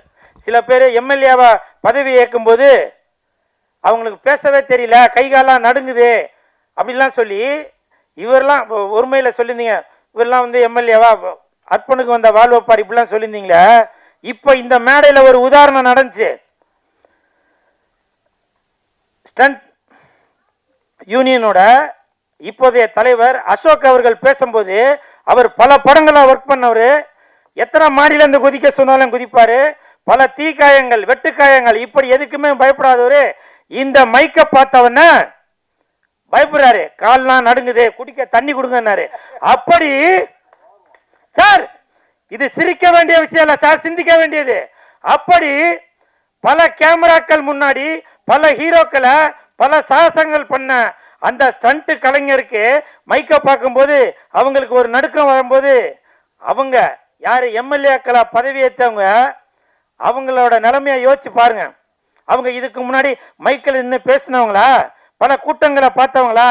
அவங்களுடைய நோக்கம் எல்லாமே டிவிக்கே எம்எல்ஏ அவர்களுடைய நோக்கங்கள் எல்லாமே மக்களுக்கு நல்லது செய்யணும், மைக்கு முன்னாடி நிக்கணும்ன்ற எண்ணம் இல்ல, மக்களுக்கு நல்லது செய்யணும் அப்படின்ற ஒரு எண்ணத்துல தான் வந்திருக்கிறாங்க. அதனால தயவு செய்து உதவி செய்யாட்டியும் உபத்திரம் செய்யாம இருங்க, சரிங்களா? இப்பவும் சொல்றேன், நீங்க தான் ஓட்டு போட்டு ஜெயிக்க வச்சது, புரியுதுங்களா? அதான் எதா இருந்தாலும் 5 வருடத்திற்கு நம்ம தான் பொறுமையாக இருந்து என்ன நடக்கிறது என்று அதை வெயிட் பண்ணி பார்ப்போம், சரிங்களா? அது அப்புறம் சொல்றேன் சார், நீங்க திசையை மாற்றி விட்டுறாதீங்க. அப்புறம் இன்னைக்கு காலையிலேருந்து ஒரு நியூஸ் சுற்றி வந்துட்டே இருக்கு. அது என்னன்னாக்க, நடிகர் ஸ்டண்ட் கலைஞர் இந்த ஸ்டேஜில் சொல்கிறதுல நான் அதை கண்டிப்பாக சொல்லி ஆகணும். ஸ்டண்ட் கலைஞர் முத்துக்காளை அவர்களுடைய மனைவி உடல்நிலை சரியில்லாமல் கேஎம்சி ஹாஸ்பிட்டலில் இருக்காங்க, வீடியோலாம் பார்த்துருப்பீங்க. அதனால் தயவு செய்து முதலமைச்சர் விஜய் சார், நீங்கள் அந்த ஸ்டண்ட் கலைஞர் நடிகர் அவருடைய மனைவிக்கு இப்போ வந்து நீங்கள் இதில் தேர்தல் வாக்குறுதியில் சொல்லியிருந்தீங்க காப்பீடு திட்டங்கள்லாம் இருக்குன்னு, அதனால் தயவு செய்து அவருடைய மனைவியை நீங்கள் காப்பாற்ற வேண்டும் என்று உங்கள் பாதம் தொட்டு நான் கேட்டுக்கொள்கிறேன். இதை பல நடிகர்கள் சொல்ல மாட்டாங்க, பல இயக்குநர்கள் சொல்ல மாட்டாங்க, பல பணக்காரங்க சொல்ல மாட்டாங்க. எதுக்கு நான் சொல்கிறேன்னா, எனக்கு தெரியுங்க, என்னுடைய சக கலைஞர் அவர் முத்துக்காளை நிறைய பேர் கமெண்ட்ல கூட சொல்லியிருந்தாங்க, இது வரைக்கும் நீ நிறையா சம்பாரிச்சிருப்பல, அதை வச்சு செலவு பண்ண வேண்டியதானே அப்படின்னு. எங்களை மாதிரி கலைஞர்களுக்கு எங்கெங்க வாய்ப்பு தெரியுங்க?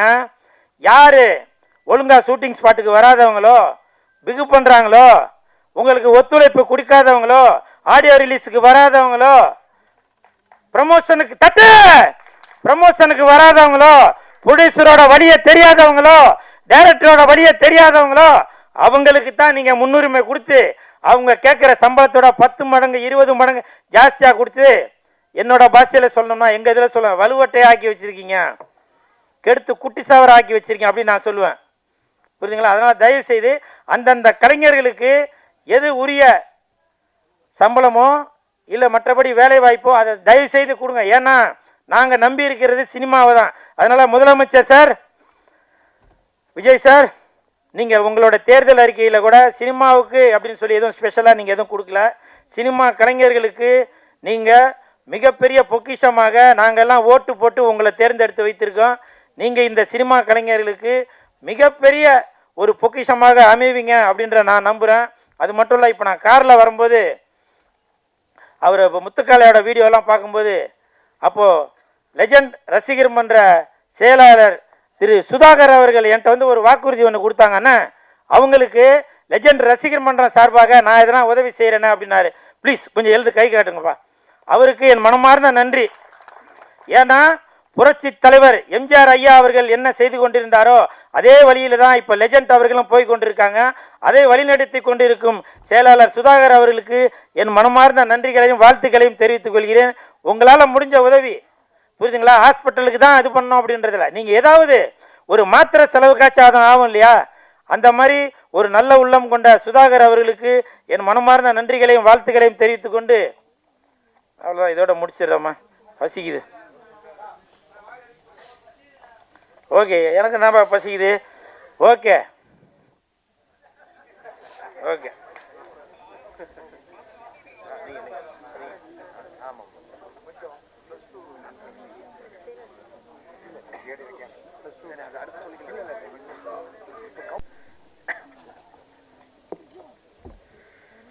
இடி மழை பெஞ்சு ஓஞ்சது மாதிரி இருக்கு. ஆமாம், ஃபுல் சீரியஸ் வேற, சும்மா இல்லாமல் விஜய் சார் வேற வேண்டுகோள் வைக்கிறாப்புல. அதெல்லாம் எந்த பதவியும் வேணாம், திருப்பி பிடிங்கிடுவாங்க யாராவது சொல்லி. ஏற்கனவே ஜோசியரை கொடுத்து பிடிங்கிட்டாங்க. இருந்தாலும் உங்கள் அக்கறைக்கு நன்றி. இது ஒரு ஸ்டண்ட் யூனியன் விழா மாதிரி தான் இருக்குது. ஆமாம், எங்கள் பெப்சி விஜயன் மாஸ்டர், அப்புறம் இங்கே நம்ம தமிழ் திரையில் உள்ள எல்லா ஹீரோக்களுக்கும் குருகுலம் இங்கே பாண்டியன் மாஸ்டர். ஆமாம், அங்கே போகாமல் இங்கே உள்ளே வர முடியாது. ஆமாம், ஸ்டண்ட் யூனியன் தலைவர், பொருளாளர், செயலாளர் எல்லாருக்கும் என்னென்னா உங்கள் பாசம் தெரியுது. ஏன்னா நம்ம யூனியன் உள்ள ஒருத்தர் டைரக்டர் ஆகிருக்காரு. ஏன்னா ஸ்டண்ட் யூனியன்லேருந்து ஒரு மாஸ்டர் வந்து டைரக்டர் ஆகுங்கிறது மிகப்பெரிய கௌரவமான விஷயம். ஆமாம், நீங்கள் எல்லாம் வந்திருக்கிறதெல்லாம் ஒரு பாசத்தின் அடிப்படை வந்திருக்கீங்க, முதல்ல நன்றி. ஆமாம்,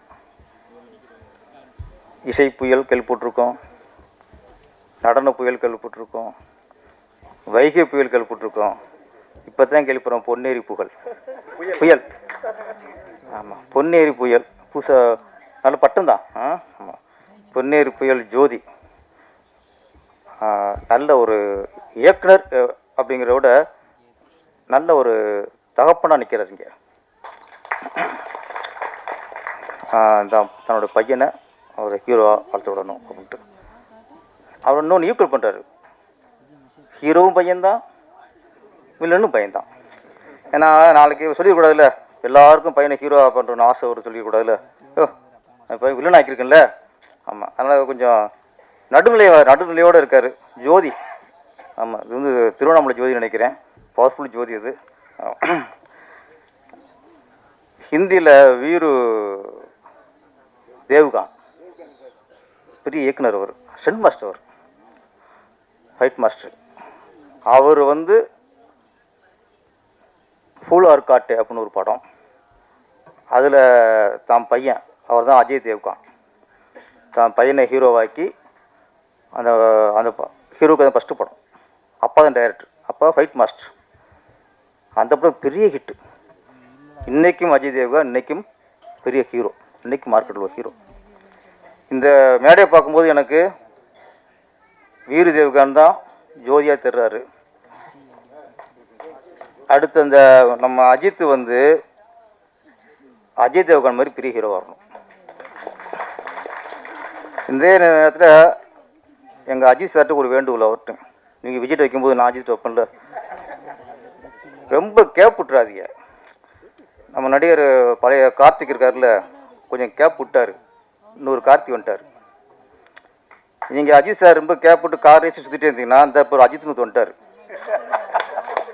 ஒரு நடிகர் பேரில் இன்னொரு நடிகர் அதே பேரில் வராருன்னா நம்ம கேப் விட்டுன்னு அர்த்தம்.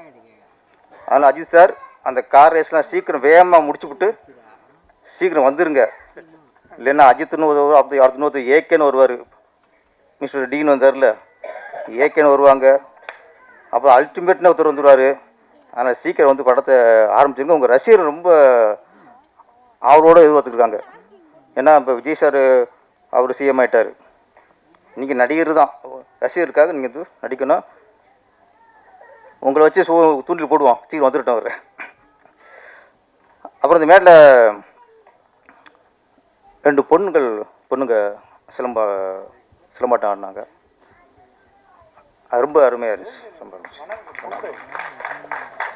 ஏன்னா ஒரு காலத்தில் இந்த சிலம்பு அப்படின்னா பெண் காலில் தான் இருக்கும், இன்னைக்கு பெண் கைக்கு வந்துருச்சு. அது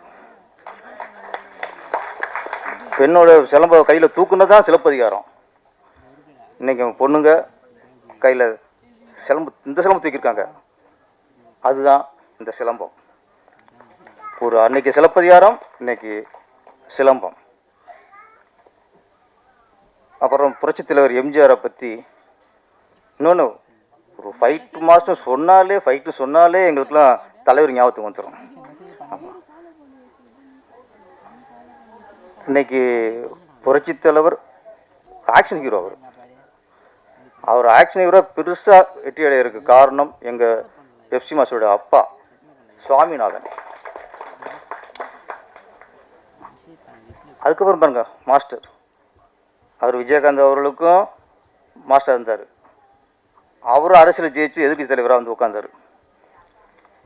நம்ம தளபதி விஜய் அவர்களுக்கும் நிறைய படங்களும் மாஸ்டர் வந்திருக்காரு, இன்றைக்கி அவரும் செய்ய மாட்டார். ஒரு குடும்பம் 2 சிஎம் உருவாக்கியிருக்கு. ஒன்று ஒரு எல்லாரும் அரசியல் ஜெயிச்சிட முடியாது. முதல் நடிகனா ஜெயிச்சிட முடியாது. அந்த நடிகர்களின் மக்கள் யார் ஆக்ஷன் ஹீரோவோ, அந்த ஆக்ஷன் ஹீரோவை தான் அவன் தலைவனை ஏற்றுக்குவான், ஒரு முதல்வரை ஏற்றுக்குவான். புரட்சி தலைவர் எம்ஜிஆர் அவர்கள் தமிழ் திரையுலகிலேயே முதல் ஆக்ஷன் ஹீரோ, அவர் செய்ய மாட்டார். அதுக்கடுத்து புரட்சி கலைஞர் விஜயகாந்த் அவர்கள் அரசியல் ஜெயிச்சு எதிர்க்கட்சி தலைவர் ஆயிட்டார், அவர் ஆக்ஷன் ஹீரோ. இப்போ நம்ம தளபதி மாண்புமிகு முதல்வர் திரு விஜய் அவர்கள், சொல்லும்போது சந்தோஷமா இருக்குல்ல, அவர் ஆக்ஷன் ஹீரோ. அப்போது ஒரு நடிகர்கள் வந்து நாளைக்கு நாடாளுற அளவுக்கு முதல்வர் அந்த நாற்காலில் உட்கார்றாங்கன்னா அவங்க ஆக்ஷன் ஹீரோவாக இருக்குங்கிறது தான் அடிப்படையாக இருக்குது. அப்போ அவங்க அடிப்படையாக இருக்கிறதுக்கு ஆக்ஷன் ஹீரோ அவங்க ஆக்ஷன் உருவாக்குறது யார்? இந்த உட்காந்துருக்காங்க ஃபைட் மாஸ்டர், இவங்கெல்லாம் தான். எம்ஜிஆர் முதல்வர் பதவியேற்றதுக்கு அப்புறம் ஒரு பேட்டில் சொன்னார், நான் உட்கார்ந்துருக்கிற இந்த முதல்வர் நாற்காலியில் இந்த 4 காலில் ஒரு கால் கவிஞர் பட்டுக்கோட்டை கல்யாண சுந்தர் அப்படின்னாரு. இன்னொரு கால் சொல்ல மறந்துட்டார், அந்த இன்னொரு கால் தான் ஃபைட் மாஸ்டர். அத்தனை ஃபைட் மாஸ்டர். இன்னைக்கு விஜய் சார் உட்காந்துருக்காருன்னா அந்த 4 காலில் ஒரு கால் உங்கள் கால். ஏன்னா இந்த அந்த ஆக்ஷன் ஹீரோ இமேஜ் வந்தால் தான் மக்கள் வந்து அதை ஒத்துக்குவாங்க ஃபஸ்ட்டு. அதனால் முதல் நாட்களில் ஒரு காலுக்கு இங்கே பல காலம் இங்கே உட்காந்துருக்கு. எல்லாருக்குமே நன்றி. அப்புறம் இசை 2 பாட்டுமே அந்த ஃபஸ்ட்டு இந்த மோட்டிவேஷன் சாங் சூப்பர். அப்புறம் அந்த பேத்தா சாங் இருந்துச்சு, என்னை விட்டு பிரிந்து விட்டால் நான் என்ன ஆவேன்ட்டு, நீ இல்லாமல் போனால் நான் என்ன ஆவேன். Super sir. 3 நாளைக்கு அப்புறம் ரொம்ப டச்சிங்காக இருந்தது. மாஸ்டர் டி அவர்களுக்கு ரொம்ப பாராட்டு. அவருடைய பெருந்தன்மை நான் பாராட்டுறேன். முதல்ல இந்த இதுக்கு நான் மட்டும் பொறுப்பு இல்லை, ஒரு யூனிட்டே பொறுப்பு. அவங்க பேர்லாம் சொல்லி ஒரு புகழ் வந்த உடனே மொத்தமாக தனது ஆக்கி கொள்ளாமல் அதை யார் யாருக்கு பங்கு இருக்கோ அவங்க பேர் சொன்னீங்க பாருங்க. மாஸ்டர் டி இன்னும் பெருசாக அவங்க ஜெயிச்சாங்க. அப்புறம் சிலம்பம் ஒன்று தான். எப்படின்னா நிறைய படங்கள் பார்த்துருக்கோம். கண்ணான்னு ஒரு படம், அதில் ஒரு கிரிக்கெட் வீராங்கனையாக சிவகார்த்தினை வந்து அவங்கள மாஸ்டர் இருந்து உருவாக்கி வெற்றி வைப்பார். அப்புறம் பிகில் நினைக்கிறேன், அதில் ஃபுட்பால் தானே, ஃபுட்பால் அதில் பெண்களை ஃபுட்பால் விளையாட்டு அது பெரிய நிறைய வீராங்கனையில் விஜய் சார் உருவாக்குவார். ஆமாம், நிறையா. ஆனால் ஒரு கிரிக்கெட் இருக்கும், கபடி இருக்கும், ஃபுட்பால் இருக்கும், எல்லாம் பார்த்துருக்கோம். ஆனால் ஒரு சிலம்பத்தில் ஒரு பெண்ணை ஒரு வீராங்கனையாக உருவாக்குற படம் சிலம்பம்.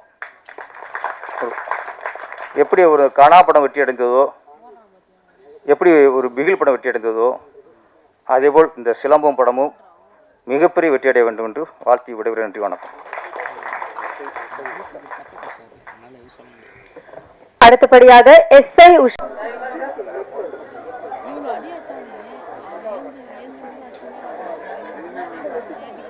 ரெடியா? ஸ்டண்ட் கலைஞரான முத்துக்காலை அவர்களுக்கு உதவிக்கரம் நீட்டிய செயலாளர் சுதாகர் அவர்களுக்கு ஜோதி அவர்கள் பொன்னாடை போற்றுவார்.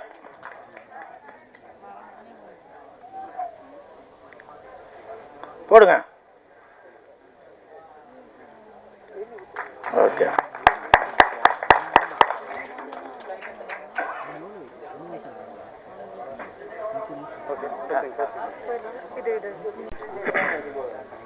ஐயோ, மேடையில் இருக்கும் பெரியவர்கள் அத்தனை பேருக்கும், பாண்டியன் மாஸ்டருக்கும், பெப்சிஜன் மாஸ்டருக்கும், பேரரசு எங்கள் அண்ணன் பேரரசு டைரக்டர் அவர்களுக்கும், ஊடகங்களுக்கும், பத்திரிகையாளர்கள் அத்தனை பேருக்கும் என்னுடைய அன்பான வணக்கங்கள். ரொம்ப சந்தோஷம் இப்படி ஒரு நிகழ்வில் வந்து கலந்துக்கிட்டது. நான் சமீபமாக எங்கேயும் வரதில்லை. ஏன்னா எனக்கு இந்த திரௌபதி 2லேருந்து கொஞ்சம் வெளியே வரத்துக்கே பெரிய கேப் ஆகிடுச்சு. நான் இதுக்கும் வரமாட்டேன்னு தான் சொன்னேன். என்ன விஷயம்னா, அண்ணன் குழந்தைக்கு இன்னைக்கு இல்லை ஒன்றும் அது ஆப்ரேஷன் நடந்துட்டு இருக்கு. ஆப்ரேஷன்லாம் இல்லை, அப்படிங்க. அது பல்லில் ஒரு சின்ன பிரச்சனை. ஒரு ஸ்டண்ட் கலைஞர் இயக்குனர் ஆகிறது வந்து சாதாரண விஷயம் இல்லை. அது ஒரு பெரிய முயற்சி. அந்த முயற்சிக்கு வந்து உறுதுணையாக நிற்கணும், துணையாக நிற்கணும் அப்படின்ற ஒரே காரணம் தான் கிளம்பி வந்துட்டேன். எவ்வளோ முக்கியமான வேலையாக இருந்தாலும் விட்டுட்டு முதல்ல என்னுடைய மனமார்ந்த வாழ்த்துக்கள் சிலம்பம் பட குழுவினருக்கு. இந்த படம் மிகப்பெரிய வெற்றி அடையட்டும். இன்னொரு முக்கியமான காரணம் இருக்குது. அண்ணன் நேற்று எனக்கு ட்ரெய்லர் அனுப்பினார். ட்ரெய்லர் பார்த்தேன். அந்த ட்ரெய்லர் வந்து இது எதை அடிப்படையாக கொண்ட படமாக இருக்குது அப்படின்னா சிலம்பம். இன்றைக்கி நம்ம ஒரு 1000 வருஷத்துக்கு முன்னாடி அங்கேருந்து அப்படியே சில விஷயங்கள்லாம் நம்ம இப்போது இன்னும் நம்ம பயன்படுத்திகிட்டு இருக்கோம். சில விஷயங்கள்லாம் நமக்கு இன்னும் நம்மளை விட்டு விலகாமல் இருக்குன்னா அதில் முக்கியமான ஒரு விஷயம் வந்து சிலம்பம். இது வந்து இப்போ ஆரம்பித்த கலை இல்லை. ஸோ இது தமிழர்களோட மரபு கலை. சிலம்பன் அப்படின்னா முருகன். ஸோ அவர் தான் இந்த சிலம்பத்துக்கு தலைவர். ஒரு சிலம்ப கலையில் அதில் நடக்கிற அரசியல், அதில் இருக்கிற பிரச்சனைகள், அதை வந்து எப்படி ஒரு எளிய மக்களுக்கு கொண்டு போய் சேர்க்கணுன்ற ஒரு உயரிய நோக்கத்தோடு எடுத்திருக்காரு. ட்ரெய்லரை நேற்றே பார்த்ததுக்கப்புறம் நிச்சயமாக அந்த விழாவில் கலந்துக்கணுன்ற ஒரு முன்முடிவோடு தான் அந்த கலந்துருக்கேன். வாழ்த்துக்கள். கூடவே படத்தில் சொல்லியிருக்காரே தெரில, ஒரு முக்கியமான விஷயம் இருக்குது. சிலம்பம் கற்றுக்கிட்டு தேசிய லெவல்லையோ இல்லைனா தமிழ்நாட்டு லெவல்லையோ நீங்கள் வந்து அங்கீகாரம் வாங்கி ஜெயிச்சிட்டிங்கன்னா கவர்மெண்ட் வேலை இருக்குது. அது வந்து படத்தில் சொல்லியிருக்கீங்களா தெரியல. இது பல மாணவர்களுக்கு தெரியாது. நம்ம யூபிஎஸ்சி அந்த மாதிரி பல அரசாங்க வேலைக்கு போகிறதுக்கு பல முயற்சிகள் எடுக்கிறீங்க, படிக்கிறீங்க. விளையாட்டிலும் அது முக்கியமாக சிலம்பத்தில் ஆர்வம் காட்டி சிலம்பத்தில் நீங்கள் வந்து வெற்றியாளராக இருந்தீங்கன்னா கவர்மெண்ட் வேலைக்கு போகலாம். 3% கோட்டா இருக்குது தமிழ்நாட்டில். சிலம்பம் அவ்வளோ முக்கியமான விஷயம். இது எனக்கு வந்து திரௌபதி படம் பண்ணுறப்ப தான் தெரியும். ஏன்னா அதில் என்னோட ஹீரோ வந்து சிலம்பம் கற்றுத்தர ஒரு வாத்தியார் தான், ரிச்சர்ட் சார் அந்த ரோல் பண்ணியிருப்பார். பாண்டியன் மாஸ்டர் தான் அதுக்கும் ட்ரைனிங் கொடுத்தாரு. 2 கையில் சிலம்பம் கற்றுக்க சொன்னேன். ஒரு வாரத்தில் மாஸ்டர் தான் அந்த ட்ரைனிங்கும் கொடுத்தாரு. பாண்டியன் மாஸ்டர் இல்லாமல் எங்கள் எந்த படமும் நடக்காது. எல்லா படத்துக்கும் அவர் ட்ரைனிங் கொடுத்துருவார். 4 பேர் அனுப்பிடுவேன். மாஸ்டர் சொன்னார், எனக்கு வருத்தமாக தான் வந்து திரௌபதி 2 நான் ரிலீஸ் பண்ண டைம் தப்பு மாஸ்டர். என் மேலே தான் அது வந்து முழுக்க நான் வந்து ப்ரொடியூசர்கிட்ட ஃபைட் பண்ணி நாங்கள் ஒரு டேட் வச்சுருந்தோம். ஜனவரி 30 இல்லைனா ஃபெப்ரவரி ரிலீஸ் பண்ணலான்னு. ஜனநாயகன் டேட் மாறி இங்கே முன்னாடி பின்னாடி போனதால் அந்த பொங்கல்னு ஒரு பெரிய கேப் எடுத்ததால் ப்ரொடியூசர் வந்து பொங்கலுக்கு வந்துடலாம் அப்படின்னு சொன்னார். நான் சண்டை போட்டு எலெக்ஷன் வரைக்கும் நிப்பாட்டியிருக்கணும் அந்த படத்தை. இல்லைனா நான் சொன்ன டேட்டில் வந்துருக்கணும். அது தப்பு. நிறைய விஷயங்கள் சினிமாவில் கற்றுக்கிறேன். முதல் தடவையாக நான் அந்த தோல்வியை பார்த்துட்டு தான் கற்றுக்கிட்டேன். அது ரொம்ப வருத்தமான விஷயம். நான் இன்னும் அதுலேருந்து வெளியே வரல. ஏன்னா ரொம்ப கஷ்டப்பட்டு எடுத்த படம். இன்றைக்கி சினிமா வந்து முன்னாடி ரசிகர்கள் இருந்த மாதிரி இல்லை. இன்றைக்கி சினிமா வந்து இன்ஃப்ளூயன்சர்ஸ் கையில் இருக்குது. ஒரு படம் வந்து எப்படி ஓடணும், ஓடக்கூடாது, யார் படம் ஜெயிக்கணும், இதெல்லாம் வெளியே இருந்து இன்ஃப்ளூயன்சர்ஸ் முடிவு பண்ணுறாங்க. முன்னாடி வந்து விமர்சகர்களும் பத்திரிகையாளர்களும் வந்து நல்ல விமர்சனம் கொடுத்து படங்களை ஜெயிக்க வச்சாங்க. இன்றைக்கி அவங்களையும் தாண்டி சோஷியல் மீடியா இன்ஃப்ளூயன்சஸ் கையில் போயிடுச்சு. அது இன்றைக்கி ஒரு மிகப்பெரிய ஒரு சக்தியாக தான் இருக்குது. அது நல்லதா கெட்டதா தெரியல. ஏன்னா நிறைய படங்கள் ஓடுறதும் அந்த சோஷியல் மீடியா இன்ஃப்ளூயன்சஸ்னால தான். சில படங்களை வந்து முடிக்கணும் சித்தாந்தமாக அதை வந்து முடிவு பண்ணிடுறாங்க முன்கூட்டியே. அப்படி எனக்கு நிறைய நடந்திருக்கு திரௌபதி 2ல். அதெல்லாம் இப்போ பேசி பிரயோஜனம் இல்லை, பேச வேண்டிய மேடையும் இது இல்லை. ஸோ ஆனால் ஓடிடியில் கொண்டு வந்து சேர்க்கணும் அந்த படத்தை. அங்கேயுமே எனக்கு வந்து அரசியல் நிறைய தலையிட்டு திரௌபதி 2 ஓடிடியிலும் கொண்டு வர முடியல. அதனால் இந்த இடத்துல ஒரு முக்கியமான கோரிக்கை இவனை வச்சிடறேன். மத்திய அரசில் வேவ்ஸ் அப்படின்ற ஒரு ஓடிடி இருக்குது. நம்ம தமிழ் சினிமாலே எத்தனை பேருக்கு தெரியும் தெரில, பேரரசு சாருக்கே தெரியுமான்னு தெரியல. அரசாங்கத்தின் சார்பில் 2024ஆம் ஆண்டு வேவ்ஸ் அப்படின்னு ஒரு ஓடிடி பிரச்சார் பாரதி அஃபிஷியலாகவே லான்ச் பண்ணி இன்றைக்கி அதில் வந்து ஆயிரக்கணக்கான படங்கள் இருக்குது. ஹிந்தி படங்கள், மராத்தி, கன்னடா படங்கள் வரைக்கும் அதில் போயிட்டு நிறைய பேர் வந்து அதில் வந்து எதுவும் காசு கொடுக்க மாட்டாங்க. நீங்கள் எல்லா படத்தையும் அதில் போயிட்டு ஸ்ட்ரீம் பண்ணலாம். ஒரு ஹவருக்கு வந்து 6 ரூபாய் கொடுப்பாங்க மக்கள் படம் பார்த்தா. கவர்மெண்ட் வந்து அதை வந்து பே பண்ணுறாங்க. அந்த மாதிரி தமிழ்நாடு அரசு இன்றைக்கி வந்து நம்ம தமிழ் சினிமாவில் இருந்த ஒரு மிகப்பெரிய கதாநாயகன் திரு மாண்புமிகு விஜய் சார் அவர்கள் இன்றைக்கி முதலமைச்சராக மாறியிருக்காரு. ஸோ அவருக்கு இந்த நேரத்தில் ஒரு கோரிக்கை, தமிழ் சினிமாவுக்குன்னு ஒரு பிரத்யேகமான ஒரு ஓடிடி நீங்கள் வந்து உருவாக்கணும். எப்படி மத்திய அரசால் அதை கட்டுப்படுத்தி நடத்த முடியுதோ வெற்றிகரமாக வேவ்ஸ்ன்ற பேரில், அது மாதிரி தமிழ்நாடு அரசும் அதை வந்து நடத்தலாம். நீங்கள் உங்களுக்கு அதை பற்றின புரிதல் நிறைய இருக்கும் விஜய் சார். ஸோ இந்த நேரத்தில் ஒரு கோரிக்கை வச்சுக்கிறேன். என்னென்னா, இப்போது சிலம்பம் மாதிரி படங்கள்லாம் நிச்சயமாக ஓடிடி வந்து அவ்வளோ சீக்கிரம் வந்து எட்டி கூட பார்க்க மாட்டாங்க, ப்ரிஃபர் கூட பண்ண மாட்டாங்க. ஏன்னா அதுவுமே ஒரு பெரிய லாபிக்குள்ளே இருக்குது. ஒரு சிலர் தன்னுடைய சொந்த செல்வாக்கை பயன்படுத்தி மட்டுமே ஓடிடிக்குள்ளே வந்து படங்கள் விற்றுட்ருக்கிற காலமாக இருக்குது. நல்ல படங்கள் எடுத்தாலாம் ஓடிடிக்குள்ளே போகிறது அவ்வளோ ஈஸி இல்லை. நம்ம வந்து அமேசான் மாதிரி ஓடிடி தளங்களில் ஃப்ரீயாக படம் கொடுக்குறோம். படம் பார்த்துட்டு பேப்பர் வியூ ஆப்ஷனில் கொடுங்கன்னா கூட அதுலேயுமே நிறைய உள்ள அரசியல் இருக்குது. எந்த படத்தை உள்ளே கொண்டு வரணும் கொண்டு வரக்கூடாதுன்ற வரைக்கும் நிறைய அரசியல் நடந்துகிட்ருக்கு. அது சினிமாவுக்கு ஆரோக்கியமான விஷயம் இல்லை. அதனால தான் சினிமா இவ்வளோ பெரிய வீழ்ச்சியை கண்டிருக்கு. இதை பற்றி யாரும் கவலையும் பட மாட்டாங்க. எந்த ப்ரொடியூசர் சங்கத்தில் தலைவராக இருக்கவங்களோ நிர்வாகியாக இருக்கவங்களோ இது ஒரு பெரிய விஷயமா எடுத்துக்க மாட்டாங்க. அவங்களோட பிரச்சனையோடு வந்து தாண்டி கடந்து போயிடுறாங்க. அது கியூப் பற்றியும் நிறைய நானும் வேறு சார் இப்போ பேசணும். கியூப்லேயுமே நம்ம கட்டுற பணம் வந்து ப்ரொடியூசர் கவுன்சில் தலையிட்டால் நிறைய சின்ன படங்கள் ஒரு 100 தேட்டருக்குள்ளே வர படங்களுக்கெல்லாம் வந்து கியூப் வந்து 15,000 16,000 சார்ஜ் பண்ண வேண்டிய அவசியம் இல்லை. ஒரு தேட்டரில் நம்ம வந்து ஒரு ஷோ ஒரு வாரத்துக்கு ஓட்டுறதுக்கு 16,000 கிட்டத்தட்ட கட்ட வேண்டியது இருக்குது. இப்போ சிலம்பம் மாதிரி படம் வந்து 100 தேட்டரில் ஓடணுன்னா நீங்கள் யோசிச்சு பாருங்கள், 16 லட்சம் கியூபுக்கு மட்டும் கட்டணும். அதில் எவ்வளோ கலெக்ஷன் வரும், அதுலேருந்து என்ன லாபம் வரும்லாம் தெரியாது. ஸோ நம்ம கட்ட வேண்டிய பணம், அதுக்கப்புறம் விளம்பரம் இருக்குது, பேப்பர் ஆடு இருக்குது, பிரிண்ட் பப்ளிசிட்டி இருக்குது, கொஞ்சமாவது நம்ம வந்து ப்ரெஸ்ஸு சார்ந்ததுக்கு செலவு பண்ணோம். இந்த மாதிரி ஃபங்க்ஷன் நடத்துகிறோன்னா ஒரு பெரிய பொருள் செலவு இருக்குது. ஸோ ஒரு சின்ன படம் தேட்டரில் ரிலீஸ் ஆகிறதுக்கே இன்றைக்கி வந்து 30 லட்சம் தேவைப்படக்கூடிய சூழல் இருக்குது. ஸோ கியூப் நிறுவனம் கொஞ்சம் அந்த மறுபரிசீலனை பண்ணி, தயாரிப்பாளர் சங்கமும் கொஞ்சம் அவங்க கூட பேசி ஒரு 100 தேட்டருக்குள்ளே ரிலீஸ் பண்ணுற படங்களுக்காக அது வந்து மானியம் வாங்கி கொடுக்கணும். அது முன்னாடி இருந்தது, அந்த நடைமுறை திரும்ப இல்லை இப்போ. ஸோ அதை சரி பண்ணி கொடுங்க. அப்போ தான் இவங்கெல்லாம் வந்து ஒரு நிகழ்ச்சி நடத்தி இங்கேருந்து ஒரு 20 நாளுக்குள்ளே தேட்டருக்கு வர முடியும். அவ்வளோ ஈஸி இல்லை. இந்த மாதிரி ஒரு நிகழ்ச்சி நடத்திட்டு சந்தோஷமாக இதே சந்தோஷத்தோட படத்தை தேட்டருக்கு கொண்டு போகிறது. சிசேரியன் மாதிரி அது ஒரு 3 மடங்கு சிசேரியன் ஒரு படத்தை தேட்டருக்கு கொண்டு போகிறது அவ்வளோ கஷ்டம். ஸோ தமிழ்நாடு அரசு தயவு செஞ்சு ஒரு ஓடிடி பிளாட்ஃபார்மை க்ரியேட் பண்ணி, அதே மாதிரி பெர் ஹவர் 6 rupees கொடுக்க முடியலனா கூட streaming charges per hours 4 rupees கொடுத்து சின்ன படங்கள் நிறைய படங்களை வந்து ஓடிடிக்குள்ளே கொண்டு வந்து மக்கள்கிட்ட கொண்டு போய் சேர்க்கறதுக்கு நீங்கள் ஹெல்ப் பண்ணணும். ஏன்னா நான் மறுபடியும் சொன்னது தான், சோஷியல் மீடியா இன்ஃப்ளூயன்சஸ் பண்ணுற அவங்க வந்து தன்னோட லாபத்துக்காக காசை வாங்கிக்கிட்டு எந்த படம் ஓடணுன்றதை அவங்க முடிவு பண்ணுறதால நிறைய நல்ல படங்கள் ஓடிடிக்குள்ளே வந்ததுக்கப்புறம் தான் மக்களால் பாராட்டப்படுது. நிறைய ஓடின படங்கள் ஓடிடிக்குள்ளே வந்ததுக்கப்புறம் மக்களால் வந்து விமர்சிக்கப்படுது. இது இந்த படம் எப்படா ஓடிச்சு, இது ஸ்கேமு. நீங்கள் ட்விட்டர் யூஸ் பண்ணுறவங்களாம் தான் தெரியும், இந்த படம் ஸ்கேமுன்னு போடுவாங்க ஓடின படத்தை. அது ஏன்னு பார்த்தீங்கன்னா இன்ஃப்ளூயன்சஸால், சோஷியல் மீடியா இன்ஃப்ளூயன்சஸால் அது சின்ன நெட்வொர்க் கிடையாது, நம்ம கண்ணுக்கு தெரியாத ஒரு மிகப்பெரிய ஒரு நெட்வொர்க்காக அது இப்போ இயங்கிட்டுருக்கு.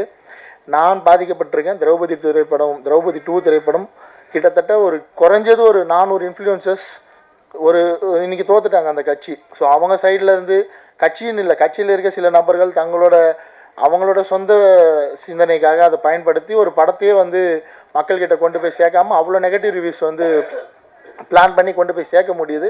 மக்களும் அதை நம்புகிறாங்க. ஏன்னா நம்ம அதே பழகிட்டோம். புக் மை ஷோவில் என்ன ரேட்டிங் இருக்குது, இப்போ இந்த சிலம்பம் படம் ரிலீஸ் ஆகிறதுக்கு அன்றைக்கே வந்து என்னால் இவர் ஒரு 1 லட்ச ரூபா செலவு பண்ணாருன்னா புக் மை ஷோவில் என்னால் 9.5 ரேட்டிங்ஸ் வாங்கி தர முடியும். அப்படி ஒரு ஆப்ஷன் இருக்குது. ஆனால் நம்ம மக்கள் வந்து அந்த ரேட்டிங்ஸை தான் நம்புகிறாங்க. அதெல்லாம் இன்ஃப்ளூயன்சஸ் மார்க்கெட்டிங். பணம் இருக்கிறவங்க, பெரிய பணம் செலவு பண்ணுறவங்க, ஒரு 50 கோடி 60 கோடியில் படம் எடுக்கிறவங்க ஈஸியாக 6 கோடி ரூபா செலவு பண்ணி அவங்களால மார்க்கெட் பண்ண முடியும்.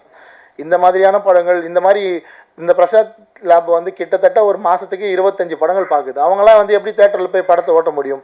ஸோ இதெல்லாம் புரிஞ்சுக்கணும். இதெல்லாம் எங்கே பேசுகிறது தெரில. இந்த மாதிரி மேடை கிடைச்சா தான் பேச முடியும்.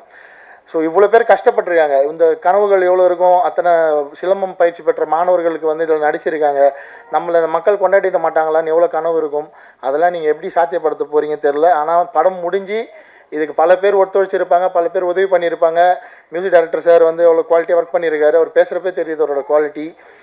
கேமராமேன் ஆகட்டும், ஒர்க் பண்ண ஒரு சின்ன டெக்னீஷியன் வரைக்குமே சொல்கிறேன். அவர் ஒரு ஆர்ட் டிபார்ட்மெண்ட்டில் ஒர்க் பண்ண ஆர்ட் செட் அசிஸ்டன்ட் வரைக்குமே எவ்வளோ இதுக்கு வந்து ஒத்துழைச்சிருப்பாங்க. அவ்வளோ பேரோட கனவும் அவ்வளோ பேருடைய உழைப்பும் வெற்றி பெறணும். அதுக்காக கொஞ்சம் இந்த இன்ஃப்ளூயன்சஸ்லாம் உங்களோட பர்சனல் சித்தாந்தங்கள் அதெல்லாம் வச்சுட்டு எல்லா படத்துக்கும் வாங்குற மாதிரி பேமெண்ட் வாங்காமல் இந்த படங்களுக்கு கொஞ்சம் சின்ன பேமெண்ட்டாக நீங்களும் ஸ்லாட்டை மாற்றி இவங்களையும் கொண்டு போய் ஒரு ட்விட்டரில் சிலம்பம் பற்றின ஒரு ட்வீட் போடணுன்னா நீங்கள் வாங்குகிற பேமெண்ட்டை குறைச்சிக்கோங்க. நீங்கள் நல்லா இருக்கணும்னா சினிமா நல்லா இருக்கணும். சினிமா தான் உங்களுக்கு வந்து சோறு போடுது. அதை வந்து மைண்டில் வச்சுக்கோங்க. ஸோ இன்ஃப்ளூயன்சஸ்னால் நம்ம வந்து பெரிய படங்கள் பெரிய டெக்னீஷியன்ஸ் கூட தான் ட்ராவல் பண்ணணும், அதுதான் மதிப்புன்னு நினைக்காம சின்ன படங்களுக்கும் தயவு செஞ்சு ஒர்க் பண்ணுங்கள். தமிழ்நாடு அரசும் தயவு செஞ்சு ஒரு ஓடிடி ஓப்பன் பண்ணி சினிமா வாழுவீங்க. நன்றி, வாழ்த்துக்கள். மறுபடியும் சிலம்பம் படம் மிகப்பெரிய வெற்றி அடையட்டும். அத்தனை குழுவினருக்கும், உழைச்ச அத்தனை பேருக்கும், தயாரிப்பாளருக்கும், கலந்து வாழ்த்த வந்த அத்தனை பேருக்கும் என்னுடைய மனமார்ந்த வாழ்த்துக்கள். ஐயோ, மேடையில் இருக்கும் பெரியவர்கள் அத்தனை பேருக்கும், பாண்டியன் மாஸ்டருக்கும், பெப்சிஜன் மாஸ்டருக்கும், பேரரசு எங்கள் அண்ணன் பேரரசு டைரக்டர் அவர்களுக்கும், ஊடகங்களுக்கும், பத்திரிகையாளர்கள் அத்தனை பேருக்கும் என்னுடைய அன்பான வணக்கங்கள். ரொம்ப சந்தோஷம் இப்படி ஒரு நிகழ்வில் வந்து கலந்துக்கிட்டது. நான் சமீபமாக எங்கேயும் வரதில்லை. ஏன்னா எனக்கு இந்த திரௌபதி 2லேருந்து கொஞ்சம் வெளியே வரத்துக்கே பெரிய கேப் ஆகிடுச்சு. நான் இதுக்கும் வரமாட்டேன்னு தான் சொன்னேன். என்ன விஷயம்னா அண்ணன் குழந்தைக்கு இன்னைக்கு இல்லை ஒன்றும் அது ஆப்ரேஷன் நடந்துட்டு இருக்கு. ஆப்ரேஷன்லாம் இல்லை அப்படிங்க. அது பல்லில் ஒரு சின்ன பிரச்சனை. ஒரு ஸ்டண்ட் கலைஞர் இயக்குனர் ஆகிறது வந்து சாதாரண விஷயம் இல்லை. அது ஒரு பெரிய முயற்சி.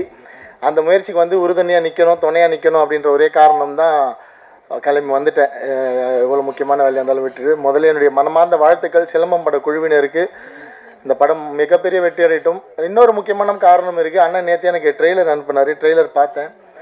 அந்த ட்ரெய்லர் வந்து இது எதை அடிப்படையாக கொண்ட படமாக இருக்குது அப்படின்னா சிலம்பம். இன்றைக்கி நம்ம ஒரு 1000 வருஷத்துக்கு முன்னாடி அங்கேருந்து அப்படியே சில விஷயங்கள்லாம் நம்ம இப்போது இன்னும் நம்ம பயன்படுத்திகிட்டு இருக்கோம். சில விஷயங்கள்லாம் நமக்கு இன்னும் நம்மளை விட்டு விலகாமல் இருக்குன்னா அதில் முக்கியமான ஒரு விஷயம் வந்து சிலம்பம். இது வந்து இப்போ ஆரம்பித்த கலை இல்லை. ஸோ இது தமிழர்களோட மரபு கலை. சிலம்பன் அப்படின்னா முருகன். ஸோ அவர் தான் இந்த சிலம்பத்துக்கு தலைவர்.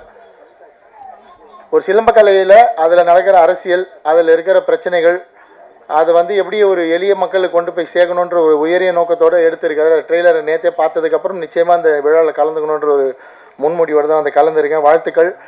கூடவே படத்தில் சொல்லியிருக்காரே தெரில, ஒரு முக்கியமான விஷயம் இருக்குது. சிலம்பம் கற்றுக்கிட்டு தேசிய லெவல்லையோ இல்லைனா தமிழ்நாட்டு லெவல்லையோ நீங்கள் வந்து அங்கீகாரம் வாங்கி ஜெயிச்சிட்டிங்கன்னா கவர்மெண்ட் வேலை இருக்குது. அது வந்து படத்தில் சொல்லியிருக்கீங்களா தெரியல. இது பல மாணவர்களுக்கு தெரியாது. நம்ம யூபிஎஸ்சி அந்த மாதிரி பல அரசாங்க வேலைக்கு போகிறதுக்கு பல முயற்சிகள் எடுக்கிறீங்க, படிக்கிறீங்க. விளையாட்டிலும் அது முக்கியமாக சிலம்பத்தில் ஆர்வம் காட்டி சிலம்பத்தில் நீங்கள் வந்து வெற்றியாளராக இருந்தீங்கன்னா கவர்மெண்ட் வேலைக்கு போகலாம். 3% கோட்டா இருக்குது தமிழ்நாட்டில். சிலம்பம் அவ்வளோ முக்கியமான விஷயம். இது எனக்கு வந்து திரௌபதி படம் பண்ணுறப்ப தான் தெரியும். ஏன்னா அதில் என்னோடய ஹீரோ வந்து சிலம்பம் கற்றுத்தர ஒரு வாத்தியார் தான், ரிச்சர்ட் சார். அந்த ரோல் பண்ணியிருப்பார். பாண்டியன் மாஸ்டர் தான் அதுக்கும் ட்ரைனிங் கொடுத்தாரு. 2 கையில் சிலம்பம் கற்றுக்க சொன்னேன். ஒரு வாரத்தில் மாஸ்டர் தான் அந்த ட்ரைனிங்கும் கொடுத்தாரு. பாண்டியன் மாஸ்டர் இல்லாமல் எங்கள் எந்த படமும் நடக்காது. எல்லா படத்துக்கும் அவர் ட்ரைனிங் கொடுத்துருவார். 4 பேர் அனுப்பிடுவேன். மாஸ்டர் சொன்னார், எனக்கு வருத்தமாக தான் வந்து திரௌபதி 2 நான் ரிலீஸ் பண்ண டைம் தப்பு மாஸ்டர். என் மேலே தான் அது வந்து முழுக்க நான் வந்து ப்ரொடியூசர்கிட்ட ஃபைட் பண்ணி நாங்கள் ஒரு டேட் வச்சுருந்தோம். ஜனவரி 30 இல்லைனா ஃபெப்ரவரி ரிலீஸ் பண்ணலான்னு. ஜனநாயகன் டேட் மாறி இங்கே முன்னாடி பின்னாடி போனதால் அந்த பொங்கல்னு ஒரு பெரிய கேப் எடுத்ததால் ப்ரொடியூசர் வந்து பொங்கலுக்கு வந்துடலாம் அப்படின்னு சொன்னார். நான் சண்டை போட்டு எலெக்ஷன் வரைக்கும் நிப்பாட்டியிருக்கணும் அந்த படத்தை. இல்லைனா நான் சொன்ன டேட்டில் வந்திருக்கணும். அது தப்பு.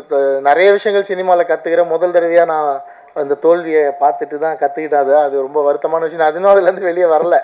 ஏன்னா ரொம்ப கஷ்டப்பட்டு எடுத்த படம். இன்றைக்கி சினிமா வந்து முன்னாடி ரசிகர்கள் இருந்த மாதிரி இல்லை. இன்றைக்கி சினிமா வந்து இன்ஃப்ளூயன்சர்ஸ் கையில் இருக்குது.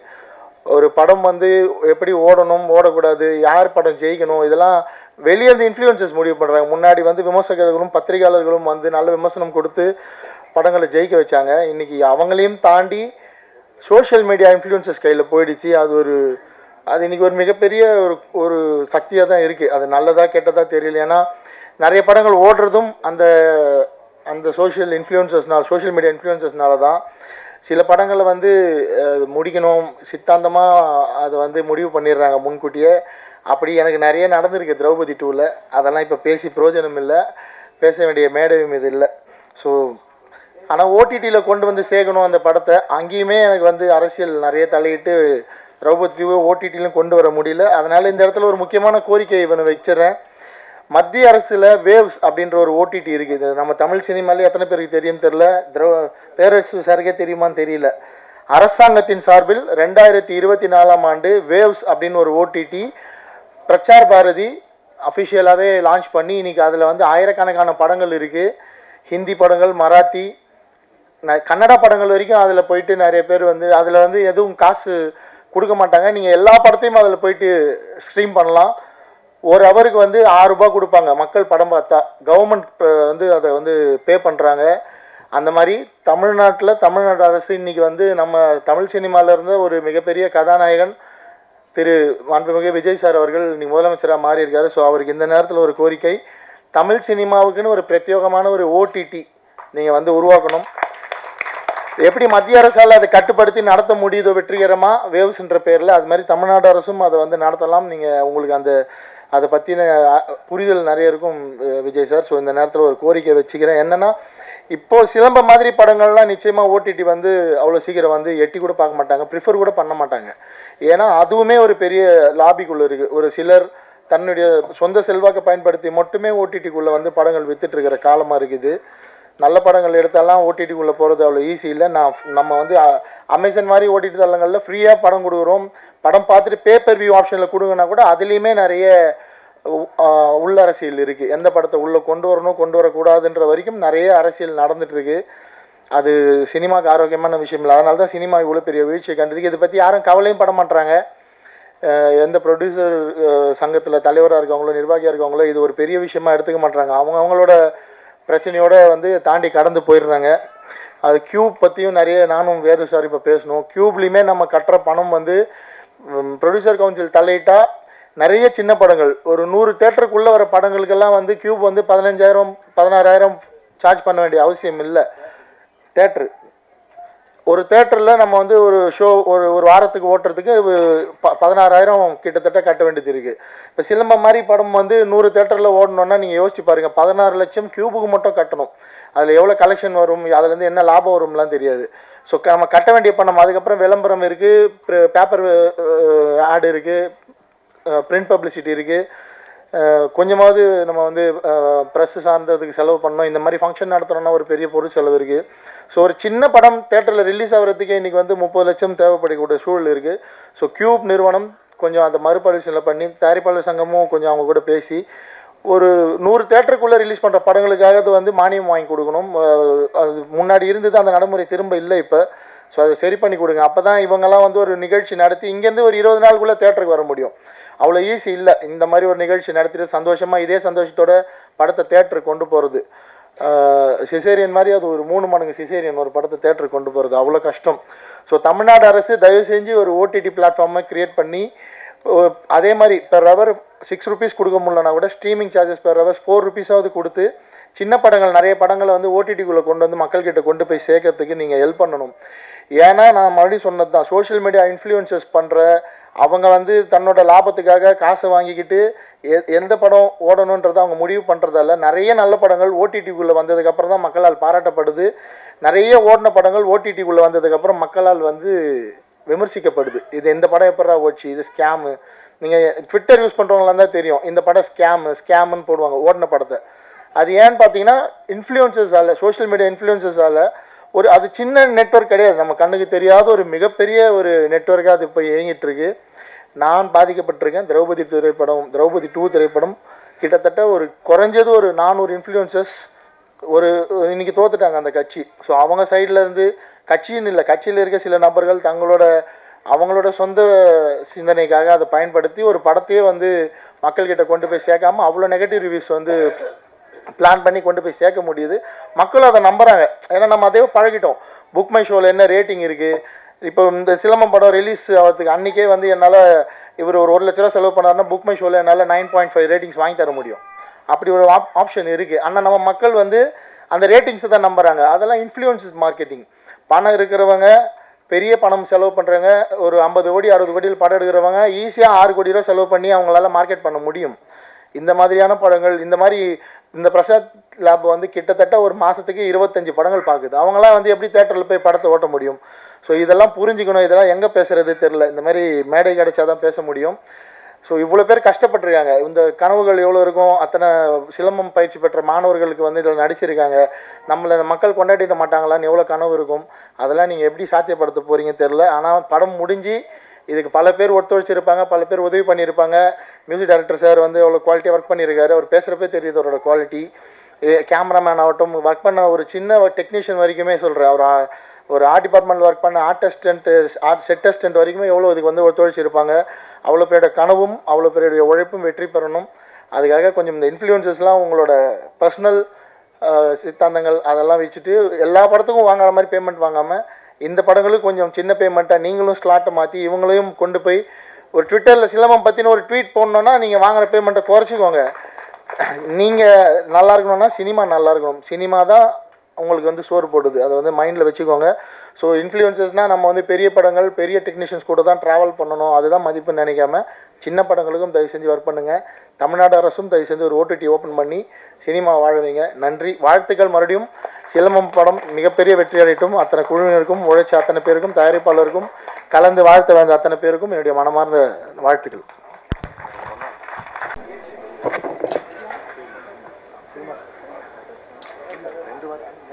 மரியாதைக்குரிய காலர் துக்கா சொல்லுவேன் இயக்குனர் பேரரசு அவர்களே மற்றும் மேடையில் வந்திருக்கும் இயக்குனர்களே, தென்னிந்திய திரைப்பட சென்னை இயக்குனர்கள் சென்னை நடிகர் யூனியன் தலைவர் அசோக் அவர்களே, செயலாளர் சுகுமார் அவர்களே, பொருளாளர் ஜான் அவர்களே, இங்கே இந்த மோனிகா அந்த மாதிரி ஒரு பெரிய ஹிட்டாச்சு சாங், அந்த மாதிரி ஒரு பெரிய ஹிட்டாக கொடுக்க வேணும் இந்த மோனிகா ஹீரோயின். அஜித் சாரை பற்றி சொல்ல வேண்டியதே இல்லை. ஆனால் இந்த அஜித் சுழற்றுவார். சிலம்பத்தை மட்டுமல்ல, இண்டஸ்ட்ரியும் சுழற்றுவார் நம்பிக்கை எனக்கு இருக்குது.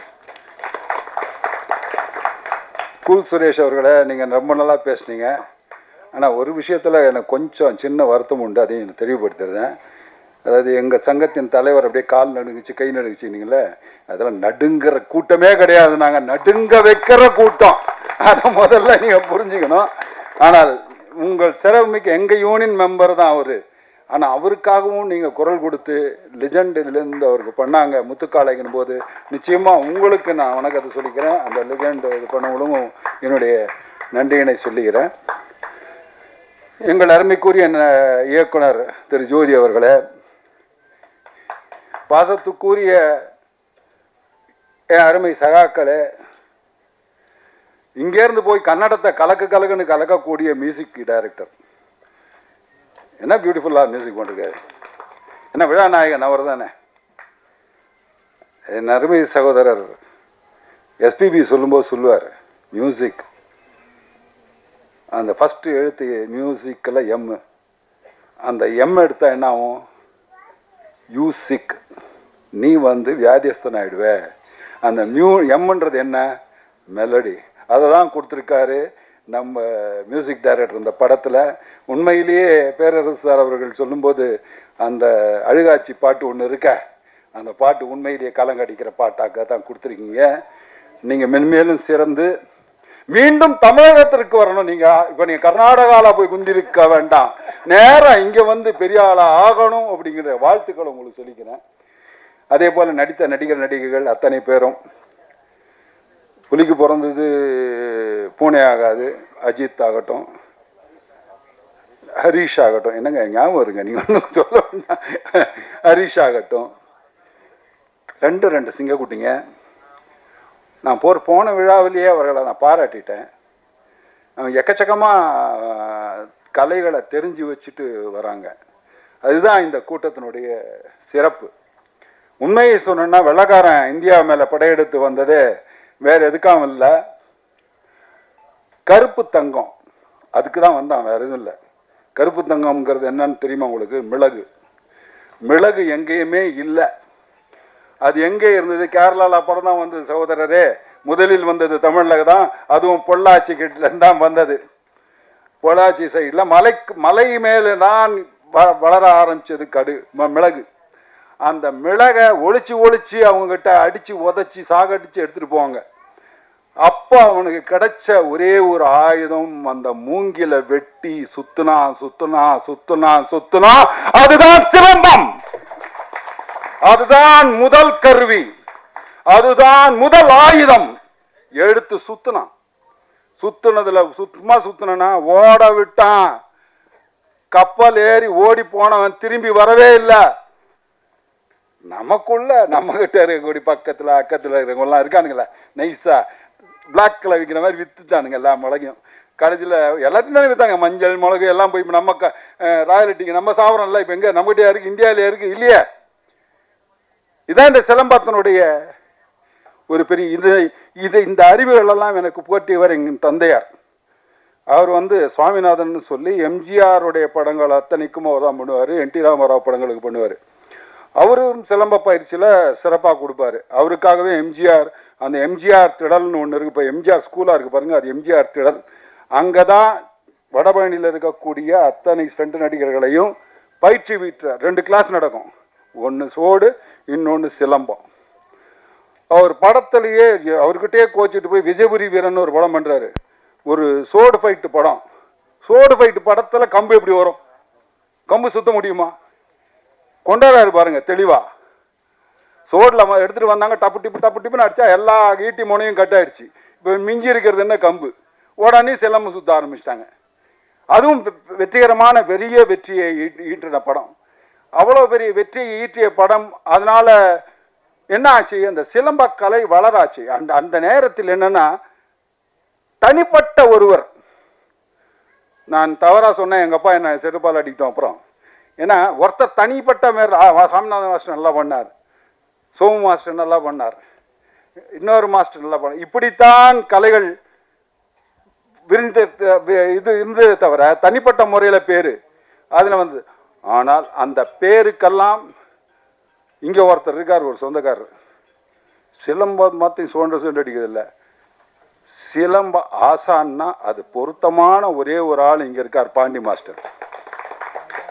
அவர்தான் தான் பெற்ற இன்பம் இவ்வையகம் பெற வேண்டும் என்று சிலம்பத்தை கற்றுக் கொடுத்து இன்னைக்கு ஸ்டண்ட் யூனியன்ல இருக்க இத்தனை கிட்டத்தட்ட 500-600 பேர் மெம்பராக இருக்காங்கன்னா அவர் கிளாஸ்ல பயின்ற மாணவர்கள் தான். அந்த ஒழுக்கமும் ஒடுக்கமும் அவர்கிட்ட கற்றுக்கிட்டதான் சிறந்த நடிகர்களாக இருக்கக்கூடிய இன்னைக்கு பெரிய பெரிய நடிகர்கள் இங்கே இருக்கிறவங்களும் சரி, பாம்பேல இருக்க, நானே சொன்னேன், நான் நிறைய கிளாஸில் கொண்டாந்து அட்டன் பண்ண வச்சு இன்னைக்கு எல்லாருமே டாப் ஸ்டாராக இருக்காங்க. எப்படி இருக்காங்க? அந்த ஒழுக்கம், நுண்ணறிவு, அது எப்படி கற்றுக்கணும், முறைப்படி எப்படி கற்றுக்கணும், அந்த முறையை கற்றுக் கொடுத்தது அந்த வல்லமை பொருந்திய அவர்தான் இந்த சிலம்பம் சிறக்கிறதுக்கு அது வழிவகுத்தாரு. நிறையா போய் சேருவதற்கு ஜெயலலிதா பீரியட்லேயும் சரி, கலைஞர் பீரியட்லேயும் சரி, எல்லார் பீரியட்லேயும் அதை கற்றுக் கொடுத்து அதுக்கு ஒரு இதை அமைச்சு அது எல்லாம் உலகம் போகிற மாதிரி. இன்னைக்கு கூட அவர் பேசும்போது சொன்னேன், உலகத்தில் டாப்பில் இருக்கக்கூடிய காளிதாசர் அவருடைய இதை வச்சுருக்காங்கன்னு. இதெல்லாம் எப்படி அவருக்கு தெரியுது? அப்டேட் பண்ணிக்கிறது. இந்த சிலம்பம்ங்கிறது சாதாரண விஷயம் அல்ல. ஒரே ஒரு சிலம்பம் 100 பேரை கூட அடிக்க முடியும். ஒரு படவீச்சு அந்த பாப்பா சுத்திச்சு பார்த்தீங்களா, படவீச்சு பேனர்னு மாஸ்டர் கத்துனார், இங்கேருந்து கிழிஞ்சிருமோ பேனர் இங்கே சுத்தினா மிச்ச பேர் தலையெல்லாம் போயிடும். ஏன்னா பொட்டு வைக்கிறது அலங்கார பாடம், ஆடி சாந்து பொட்டு இப்போ இவர் சொன்னோம்ல அந்த பொட்டு வச்ச பாடம் அலங்கார பாடத்தில் வைக்கிறது தான் பொட்டு வைக்கிறது. சுத்தி அடிக்கிறதுன்றதெல்லாம் கலை, அந்த ஒரு மாபெரும் கலை. முதல்ல பெரிய பெரிய வணக்கங்களையும் வாழ்த்துக்களையும் நான் இவருக்கு சொல்லணும்னா அதை ஒரு திரைப்படமாக எடுத்து காட்டி அந்த ஊக்குவிக்கணும் இந்த சிலம்பக்கலையை அப்படின்னு கொண்டு வந்த ஜோதிக்கு என் மனமார்ந்த வாழ்த்துக்கள். அதை சிறப்பாக இவர் ஒருத்தர் நாங்கள் இருக்கோம். இப்போ இயக்குனர் சொல்லும்போது கூட சொன்னார் பேரரசு சார், அவர் பரந்த மனசு, விரிஞ்ச மனசு. அவர் எங்களை பாராட்டுறாரு. அவருக்கு அது எப்போவுமே அடுத்தவங்களை பாராட்டுறது. ஆனால் இந்த ஸ்டண்ட் இயக்குனர்கள் இப்போ எல்லாருக்கும் முன்னாடி ஹீரோ இருப்பார். அந்த ஹீரோக்கெல்லாம் மெயினாக தேவைப்படுறது என்ன, ஒரு நல்ல கதை. கதை இல்லைன்னா எந்த கத்திரிக்காயும் வேவாது. ஒரு கத்திரிக்காய்னா கூட ஒரு நல்ல கதை வேணும். இங்கே நாகிரெட்டியார் அவர் சொல்லும்போது அதிர்ஷ்டம்னா என்ன அப்படின்னு கேட்கும்போது சொன்னார், என்ன சார் அதிர்ஷ்டம்னா நல்ல கதை கிடைக்கிறது. அதான் அவர் சொன்ன வார்த்தை. நல்ல கதை கிடைக்கிறது தான் அதிர்ஷ்டம். அதை இயக்குவது. இப்போ பாருங்க, முன்னாடி 100 படம் 150 தாசனான்றாவ் இங்கே இருக்கக்கூடியவர்கள் எல்லாமே 100-150 படம் இன்னைக்கு பண்ண முடியுதா? ஏன் பண்ண முடியல? ஏன்னா உன் கதையை நீயே தேடி கொண்டு வந்து நீயே எங்களுக்கு சொல்லு, அப்போதான் நீ ஹீரோ, அப்போதான் ஒத்துக்குவேன். 5 வருஷம் கழிச்சு ஒரு படம். அப்போ திரைக்கதை எழுதியவர்கள் வேற ஒருத்தர், கதை எழுதினவர் வேற ஒருத்தர். கதை இலாக்கா எழுதும், அதை திரைக்கதை பண்ணி இயக்குவது இயக்குனர் பண்ணிட்டு இருந்தாங்க. அந்த காலத்தில் அப்படி பண்ணிட்டு இருக்கும்போது அவங்களால நிறைய படங்கள் பண்ண முடிஞ்சுது, நிறைய படங்கள் வர முடிஞ்சுது. தொழிலாளர் தோழர்கள் வாழ்ந்தார்கள், பிரமாதமாக இருந்தாங்க. எல்லாரும் ஒரு ஒரு உத்தமமான ஒரு வேலையை செய்கிறோன்ற பயபக்தியோட வேலை செஞ்சாங்க. இன்னைக்கு பயமும் காணும், பக்தியும் காணும். ஏன் அந்த பக்தியை காணும்னா, எப்படி போய் நம்ம யாருக்குமே தெரியும், எல்லாம் ஒளிஞ்சு மறைஞ்சு. இன்னைக்கு மியூசிக் டைரக்டர் இருக்காரு. இன்னைக்கு என்னாச்சு, முதல்ல நான் எவ்வளோ போராடினேன் உங்களுக்காக. அதுக்கு முன்னாடி 40 வயலின் அவங்க வாசிக்கிற 40 பேர் இருப்பான். அப்படி எட்டி பார்த்துட்டு நல்லா வருதோ சாங்கு அப்படின்னு பக்கத்தில் உட்காந்துக்கிட்டு எல்லாம் அங்கே ஒரு டீமினா இருப்பான். போடும்போது நமக்கு தெரியுது, அது சார் கொஞ்சம் இங்கே ஒரு வயலின் இது ஒரு வீணை இருந்தால் நல்லா இருக்குமே. டைரக்டர் கேட்பார், ஏன் அது, நான் வீட்டை விட்டு வெளில போகிறேன் போண்டுவான் ஆடியன்ஸு. நான் வீட்டை விட்டு வெளில போகிறேன் ஒரு பொம்பளை அந்த ரீரிகார்டிங் தூக்கி கொடுக்கும் அந்த சீனை. அதுதான் அந்த ஆர்ஆர். அதுக்கு தான் அந்த மியூசிக் அவ்வளோ உதவுது.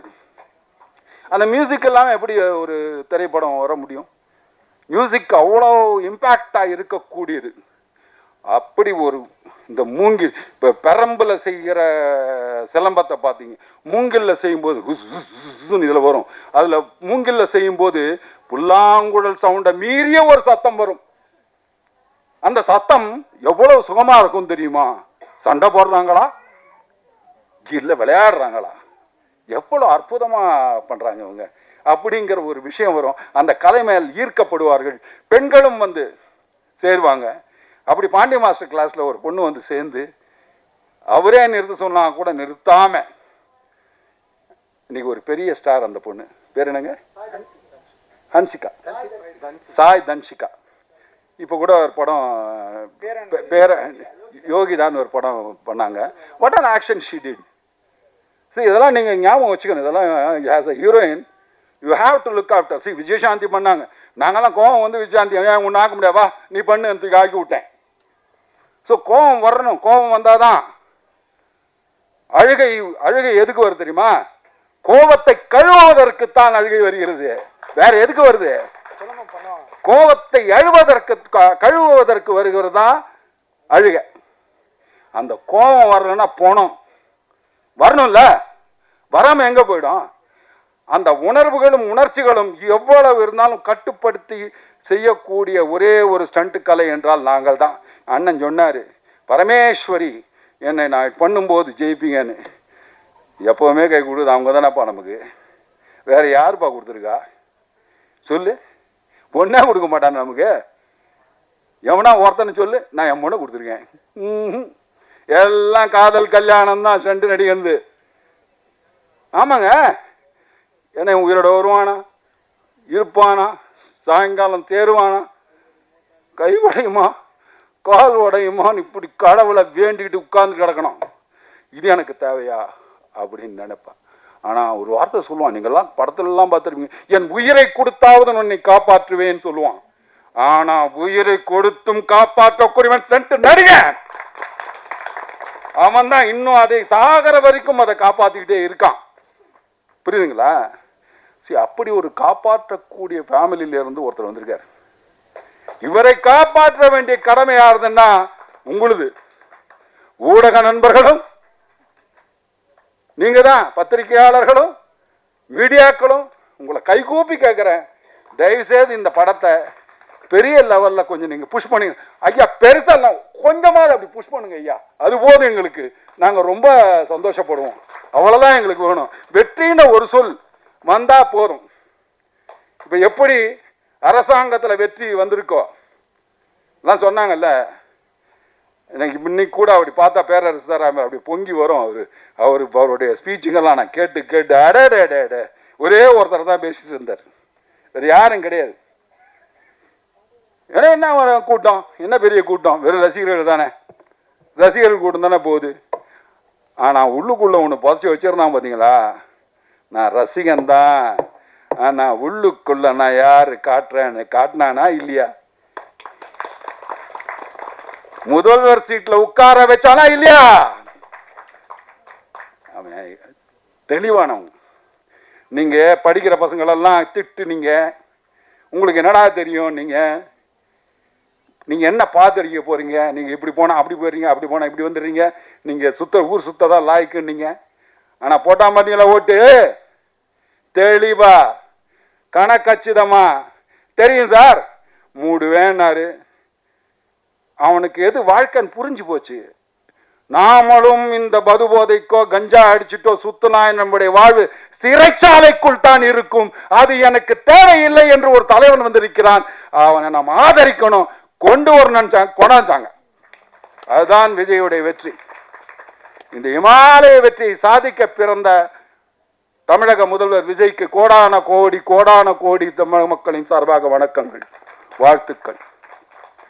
எங்கள் சங்கத்தின் சார்பாகவும் வாழ்த்துக்கள். இவ்வளவு நல்ல விஷயங்கள் இவ்வளவு பேர் பண்ணியிருக்காங்க. மறுபடியும் நான் வேண்டி கேட்கறது ஒன்றே ஒன்று தான், வாழ்த்துனவங்க எல்லாருமே நல்லவங்க தான்.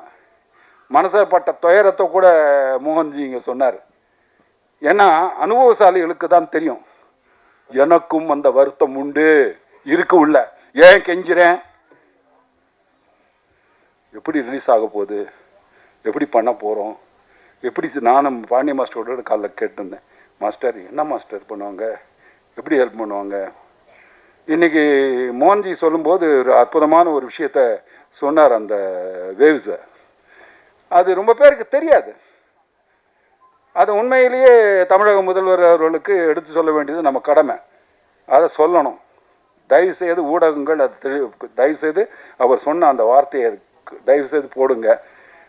இங்கேயும் ஒரு ஊடகம், நமக்கும் ஒரு ஓடிடி பிளாட்ஃபார்ம் இருக்கு அப்படிங்கிற தைரியத்தில் அந்த சின்ன படங்க பொழைச்சி போட்டுமே சார், ப்ளீஸ் சார். உங்களெல்லாம் கூப்பிட்டு நாங்கள் பண்ணுறோம்னு நினைக்கிறோமே, எல்லாரும் வாழணும்னு நினைக்கிறோமே, எங்களையும் கொஞ்சம் வாழவீங்கன்னு கேட்டு விடைபெறுகிறேன். நன்றி, வணக்கம்.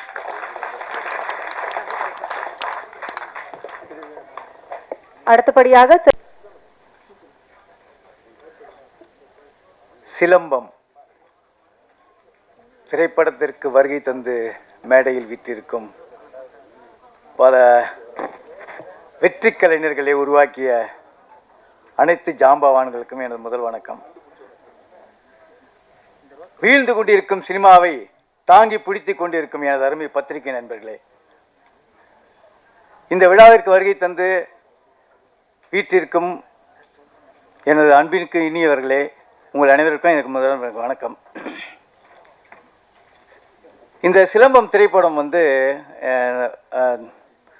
தயாரிப்பாளர் இயக்குனர் ஜோதி எனக்கு 1997 நான் பார்த்துட்ருக்கேன். அதாவது ஓடிக்கிட்டே இருப்பாப்புல. அந்த பொன்னேரியிலேருந்து சென்னைக்கு ஒரு நாளைக்கு 5 தடவை கூட வந்திருக்காப்புல. அந்த வேகம் அது.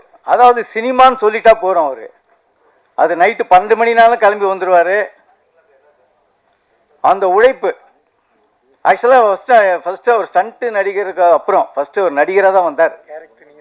ஆமாம், அவர் ஒரு கேரக்டர் ஆர்டிஸ்டாக தான் வந்தார். வந்து அப்புறம் தான் ஸ்டண்ட்டு கார்டு எடுத்து அப்புறம் தான் படம். ஆமாம், அப்படியே படங்கள்லாம். இப்போ ஸ்டண்ட்டு மாஸ்டர் ஆனார், இப்போ இயக்குனர் ஆகியிருக்காரு. படிப்படியாக வளர்ந்து கொண்டு இருக்கின்றதை பார்க்கும்போது ரொம்ப சந்தோஷமாக இருக்குது. சினிமா வந்து இப்போ வந்து நல்லா இல்லைங்க, ரொம்ப ஐசியூவில் இருக்குது. இப்போ தான் ஒரு தீர்மானம் போட்டிருக்காங்க, இந்த ஆடியோவெல்லாம் வந்து தயாரிப்பாளர் சங்கமே வாங்கணும்னு சொல்லி ஒரு தீர்மானம் போட்டு எல்லா ஆடியோவும் வாங்கலான்னு வந்திருக்காங்க. அதுக்கப்புறம் அவங்களே ஒரு ஓடிடி பிளாட்ஃபார்மை ஃபார்ம் பண்ணி சின்ன சின்ன படங்களை வாங்கலான்னு வந்திருக்காங்க. நாங்கள்லாம் முன்ன படம் எப்படி தைரியமாக பண்ணுவோன்னா எஃப்எம்எஸ் சேட்டலைட்டு இதை வச்சு தான் நாங்கள் படமே பண்ணுவோம். திரைப்படத்தில் வந்து சார் நான் முதல்ல வரும்போது முதல் நாள் ஷூட்டிங் நடக்கும். அப்போ சாயங்காலம் பேட்டான்னு ஒன்று கொடுப்பாங்க. அப்போ தெரிஞ்சிடும் ப்ரொடியூசருடைய நிலைமை என்னன்ட்டு. நாங்கள் அதை பார்த்து 10 நாள்லேயே படத்தை முடிச்சு கொடுத்துருவோம். ஏன்னா அதுக்கப்புறம் அவரால் தாங்க முடியாது, போக மாட்டார். அதனால நாங்களும் மாட்டிக்கணும், அவங்களும் ரிலீஃப் ஆக முடியாது, நாங்களும் ரிலீஃப் ஆக முடியாது. நாங்கள் படத்தை முடிச்சு கையில் கொடுத்துருவோம். நீங்கள் ரிலீஸ் பண்ணால் பண்ணிக்கோ, பண்ணலைன்னா போய்க்கோ. இப்படி தான் இருந்துச்சு சினிமாவோட நிலவரம். ஆனால் இன்னைக்கு வந்து சேட்டலைட்டும் வாங்குறது இல்லை, எஃப்எம்எஸும் வாங்குறது இல்லை, எந்த சேனலுமே வாங்குறது இல்லை. இதான் உண்மை.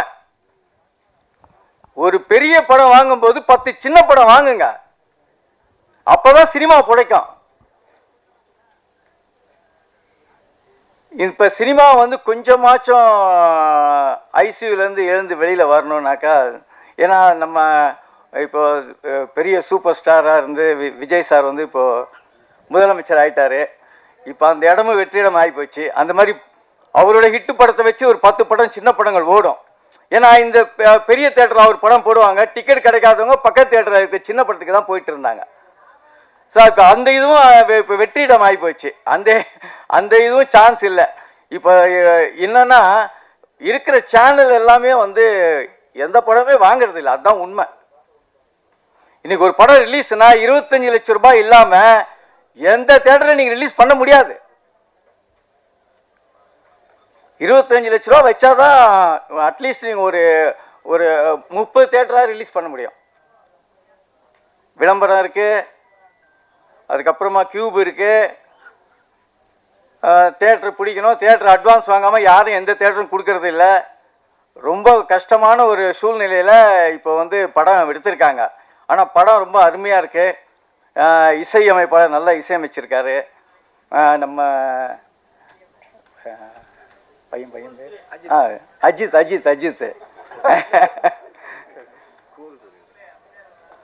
அஜித் அவர்கள் நல்லா சுறுசுறுப்பாக பண்ணியிருக்காரு. எல்லாம் நல்லா இருக்கு. பட் நிறையா விஷயங்களை வந்து எல்லாரும் ரொம்ப அருமையாக பேசிட்டாங்க. நான் இவ்வளோ தூரம் எதிர்பார்க்கல.